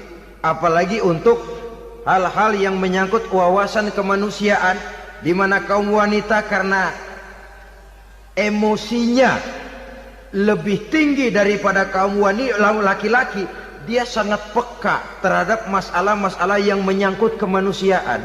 Hatinya mudah tergugah, perasaannya cepat terenyuh. Dengan penderitaan dia cepat tergugah. Dia bisa menjadi social agent tanpa harus melupakan fungsi utama sebagai istri dan sebagai ibu dari anak-anaknya, sebagai istri dari suaminya. Saudara hadirin yang saya muliakan, dahulu Al-Quran pernah menceritakan betapa istri-istri pembesar di istana mewah di zaman Nabi Yusuf, kalau istilah sekarang nyonya-nyonya jet set, nyonya-nyonya VIP, betapa mereka mau memporak-porandakan keimanan seorang pemuda seperti halnya Nabi Yusuf alaihi salam. Dan Nabi Yusuf kemudian ternyata tidak mau jadi gigolo yang kerjanya hanya menyenangkan wanita-wanita jet set kelas VIP ini tadi. Sesungguhnya ini cuma satu simbol yang kejadiannya bisa saja terjadi pada zaman modern dalam versi dan kondisi yang berbeda. Namun bagaimanapun juga, wanita dengan peranannya sebagai social agent, sebagai penggerak masyarakat, sangat besar pengaruhnya dalam ikut mewarnai perkembangan suatu negara. Seorang suami perlu memberikan dorongan kalau istrinya aktif di bidang sosial, asal dengan catatan saja, fungsi sebagai istri, fungsi sebagai ibu jangan sampai terlantar karenanya. Bahkan saya katakan tadi, di zaman sekarang wanita tidak lagi hanya berfungsi sebagai social agent, bahkan sebagai national agent, penggerak dari satu bangsa. Muncul wanita-wanita yang jadi menteri, yang jadi anggota DPR, bahkan yang jadi kepala desa dan lain sebagainya. Secara umum memang ar-rijal qawwamuna 'alan nisa. Laki-laki adalah pembimbing bagi kaum wanita karena kelebihan fisik biologis, kelebihan kemampuan intelektual dan lain sebagainya. Namun wanita pun boleh saja menjadi social agent sepanjang catatan yang saya sampaikan tadi. Jangan sampai melupakan kodrat kewanitaan, jangan sampai mengalahkan fungsi sebagai istri dari suaminya, sebagai ibu daripada anak-anaknya. Nah, kemudian fungsi yang keempat di bidang ilmu pengetahuan. Islam memberikan kesempatan yang sama kepada kaum wanita. Thalabul ilmi faridatun ala kulli muslimin wa muslimatin. Menuntut ilmu itu wajib hukumnya bagi orang Islam, baik laki-laki maupun perempuan. Sampai dibentuk kalimat pengecuali khusus ini, muslimin wa muslimatin, bagi muslim laki-laki, bagi muslim perempuan. Dan alhamdulillah, kalau dulu di zaman Raden Ajeng Kartini, nasib perempuan berada di balik pintu yang digembok rapat-rapat. Siklusnya berputar cuma sumur, dapur, kasur, kasur, sumur, dapur, dapur, sumur, kasur. Melingkar di situ satu saja peranan kaum wanita. Memberontak jiwa Raden Ajeng Kartini, menuntut persamaan bahwa wanita berhak maju sama dengan laki-laki. Entah Islam sejak 14 abad yang lalu sudah mencanangkan ini, menuntut ilmu wajib bagi laki-laki dan perempuan beragama Islam. Orang Islam baik dia laki-laki, baik dia perempuan, wajib menuntut ilmu. Ilmu dalam artian umum, tidak hanya sekedar fikih tauhidnya, ya di bidang kedokteran, di bidang teknik, di bidang hukum dan lain sebagainya. Ini yang perlu dibanggakan. Kalau perlu ini yang perlu diadakan kontes IQ, wanita yang paling berprestasi di bidang ilmiah, wanita yang punya prestasi di bidang menjaga kelestarian lingkungan hidup, wanita yang punya prestasi menggerakkan sosial, menyantuni yatim piatu, memelihara kesehatan. Adakan kontes macam itu untuk mendorong. Ini enggak, kalau kontes yang diukur betis, bibir, pinggul, payudara, lubang hidung, ukur sekalian kita. Apa manfaatnya dan apa unsur pendidikan yang ada di dalamnya? Tidak menguntungkan, tidak mendidik, dan tidak membawa manfaat. Kecuali lalu yang timbul pola hidup konsumen, pola hidup konsumer, pola hidup yang material, pola hidup yang pola hidup yang gemerlapan. Ya, kalau oleh anak-anak muda yang terjangkau, kalau tidak, dia hanyut ditelan mimpinya. Dia ingin bergaya hidup jet set, sementara dia dihadapkan oleh kenyataan bahwa dia tinggal di kampung, ibu bapaknya orang kampung, dan lain sebagainya. Jiwanya berontak, terjadilah kegalauan, terjadilah kerancuan, terjadilah komplikasi, perang di batin antara keinginannya dengan lingkungan nyata yang dihadapinya. Dan kalau sudah ada gejala semacam itu, penyakit-penyakit kejiwaan akan mudah muncul. Ini gejala terutama buat orang-orang yang tinggal di daerah transisi. Kota besar bukan, kampung banget juga enggak, daerah cekak. Akibatnya gayanya ya sering gaya enggak karu-karuan, gaya kepalang tanggung jadinya.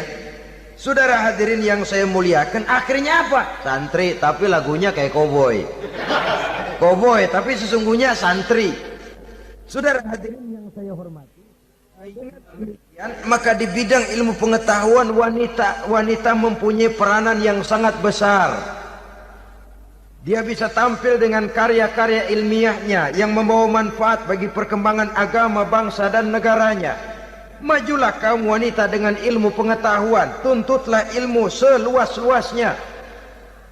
Kita hidup di satu negara yang merdeka, kita beragama yang memberikan satu keyakinan bahwa menuntut ilmu merupakan kewajiban, bahwa peranan wanita tidak hanya di belakang dapur, lain sebagainya, yang seluruhnya terpantul dari dinamika kehidupan kaum wanita. Saudara-saudara kaum muslimin rahimakumullah. Kemudian yang kelima, peranan wanita dalam bidang agama. Kita bersyukur sekarang ini gejalanya dimanapun pengajian, biasanya lebih ramai pengajian ibu-ibu dari bapak-bapak. Peringatan hari-hari besar keagamaan, biasanya lebih ramai ibu-ibu daripada bapak-bapak. Pengajian ibu lebih ramai, padahal kalau bicara sibuk, lebih sibuk ibu daripada bapak misalnya. Kalau sudah pengajian bapak-bapak, biasanya pengajiannya ramai cuma 3 giliran itu. Pembukaan, maulid, penutupan. Kalau sudah yang rutin pengajian tiap minggu, 3 pojok yang ngaji. Yang atu nguap, yang atu pules, yang atu ngiler. Saudara hadirin yang saya muliakan, ada badan kontak majelis taklim yang merupakan wadah daripada kegiatan ibu-ibu. Ada Ittihadul Muballighat, Persatuan Muballighat. Ada persatuan para asatiza, dan macam-macam lagi peranan ibu-ibu di dalam kehidupan beragama. Tapi sesungguhnya harus dimulai dari bagaimana si ibu mewariskan jiwa agama kepada anak-anaknya di rumah tangganya. Kalau itu gagal, dia mau melangkah ke masyarakat, dia sudah gagal sejak awal sesungguhnya. Keberhasilannya dia menata masyarakat akan mengakibatkan dia nanti bernasib seperti Nabi Nuh, berhasil mengajak beberapa orang kafir mengikuti ajarannya, tapi gagal mengislamkan putranya sendiri Kan'an. Bukan tidak berusaha, tapi memang Allah sudah menghendakinya sedemikian untuk menjadi contoh buat kita semua. Yang penting orang tua berusaha dan berikhtiar. Kalau sudah berusaha dan berikhtiar, anak ternyata memang sulit diurus, barangkali memang fotokopinya Kan'an tuh anak. Ya orang tua kalau sudah berusaha, ya tawakallah. Jangan belum berusaha lalu berkata, jangan anak kita, anak Nabi aja ada yang bengal. Ngajar tidak mau, mengajar anak tidak mau, mendidik anak tidak mau, lalu mencontoh Nabi, salah kaprah namanya. Kaum wanita bisa berperan di dalam agama. Ketika Rasul hijrah, itu kan beliau tidak langsung ke Madinah. Dari Mekah itu beliau mengambil jalan arah ke kiri menuju Gua Sur. Ini dalam strategi militer punya makna sendiri. Jenderal yang ulung, ahli strategi militer ini. Di Gua Sur sana beliau tinggal 2 hari 3 malam. Siapa yang membawa makanan ke Gua Sur? Siapa yang menjadi kurir untuk mengintai kegiatan-kegiatan Quraisy setelah Nabi berangkat hijrah? Asma, putri Abu Bakar Siddiq radhiyallahu anhu. Jadi kurir, jadi spion, membawa makanan untuk Rasul dan ayahnya di Gua Sur. Ini peranan wanita. Di tengah bahaya, di tengah keadaan posisi terjepit, Rasul di dalam gua, diamatinya keadaan Quraisy, dilaporkannya kepada Rasul. Jasa seorang wanita bernama Asma, putri dari Abu Bakar Siddiq radhiyallahu anhu. Rabi'atul Adawiyah, seorang sayyidah sufiyah, ahli tasawuf yang terkenal dengan ajaran cintanya kepada Tuhan. Dia bisa menjadi tokoh wanita dalam gerakan sufi oleh karena kegiatannya di bidang agama, dalam arti mujahadahnya kepada Allah Subhanahu wa ta'ala. Dia korbankan bagian besar daripada hidupnya untuk mengabdi kepada Allah. Setelah suaminya meninggal, seumur hidup dia tidak pernah nikah lagi. Bukan tidak cantik, cantik. Bukan tidak ada yang mau, banyak yang meminang. Bahkan diantaranya termasuk Sufyan Tsauri, seorang tokoh juga, pernah mencoba meminang beliau. Kata Sufyan, Rabi'ah, bagaimana? Kamu kan janda? Iya. Lalu, lah saya kan duda. Jadi bagaimana? Daripada kita masing-masing sendiri-sendiri kan lebih baik kita join. Maksud kamu apa? Saya mau meminang kamu. Boleh? Tapi mas kawinnya saya minta engkau jawab 4 pertanyaan saya. Kalau bisa, diri saya seutuhnya saya berikan kepada kamu. Kalau tidak, tidak usah saja. In ajabtani fi 4 masail fa ana laka. Kalau engkau sanggup menjawab 4 pertanyaan saya, seluruh diri saya bulat-bulat saya serahkan kepada kamu. Yang pertama, Sufyan, semua orang kan bakalan mati. Iya. Ya soal mati sih sama, mati. Cuma hakikat mati kan lain-lain. Ada yang matinya itu husnul khatimah, mati baik di akhirnya. Lagi ngaji, mati. Lagi baca Quran, mati. Lagi sholat, mati. Lagi dengar ceramah, mati. Lagi sodakoh, mati. Itu mati-mati yang su'ul khatimah. Ada yang mati itu mati yang husnul khatimah, maksud saya. Ada mati itu yang disebut su'ul khatimah, jelek di penghujungnya. Lagi nyekek botol, mampus. Lagi banting kartu, plak plak, habis. lagi makan riba mati, lagi zina mati, lagi nipu mati. Kira-kira kalau saya nanti mati su'ul khatimah apa husnul khatimah? Loh, saya nggak tahu, kamu mati saja belum. Tidak bisa kamu jawab, tidak bisa. Yang kedua, setelah mati kita masuk ke alam kubur. Di kubur kita akan dapat nikmat kubur atau azab kubur. Hari itu kira-kira saya dapat nikmat apa dapat azab? Saya tidak tahu. Di padang mahsyar setelah ditimbang kita dapat kitab di tangan kanan kalau baik, di tangan kiri atau dari belakang kalau jahat. Hari itu saya dapat kitab di tangan kiri apa tangan kanan? Saya nggak tahu. Yang keempat, orang akan lewat di atas sirat. Yang selamat sampai surga, yang celaka sampai ke neraka. Kira-kira saya yang selamat apa yang celaka? Wah, kata Sofyan, gua nggak tahu, udah butak dah lempangan itu deh. Kalau kau tidak tahu Sofyan, tidak bisa jawab 4 pertanyaan ini, maaf saja, lamaranmu saya tolak dan saya tidak akan nikah. Ini yang saya khawatir. Maka dia terkenal sebagai Sayyidah Sufiyah, tokoh wanita dalam dunia sufi. Dan artinya wanita bisa berperan banyak dalam bidang agama, sebagai pengasuh majelis taklim, sebagai pengasuh yatim piatu, sebagai gerakan-gerakan keagamaan yang positif dan lain sebagainya. Ini dimungkinkan karena Islam menunjang harkat dan martabat kaum wanita. Maka majulah kaum wanita Islam Indonesia dengan tetap menjaga kodrat kewanitaannya. Inilah yang kita sampaikan pada kesempatan ini. Terima kasih atas segala perhatian. Mohon maaf atas segala kekurangan. Wassalamualaikum warahmatullahi wabarakatuh.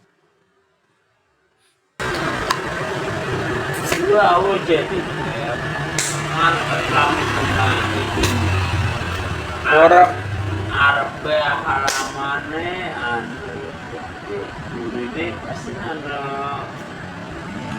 orang melebar kuon sing glatin Dawud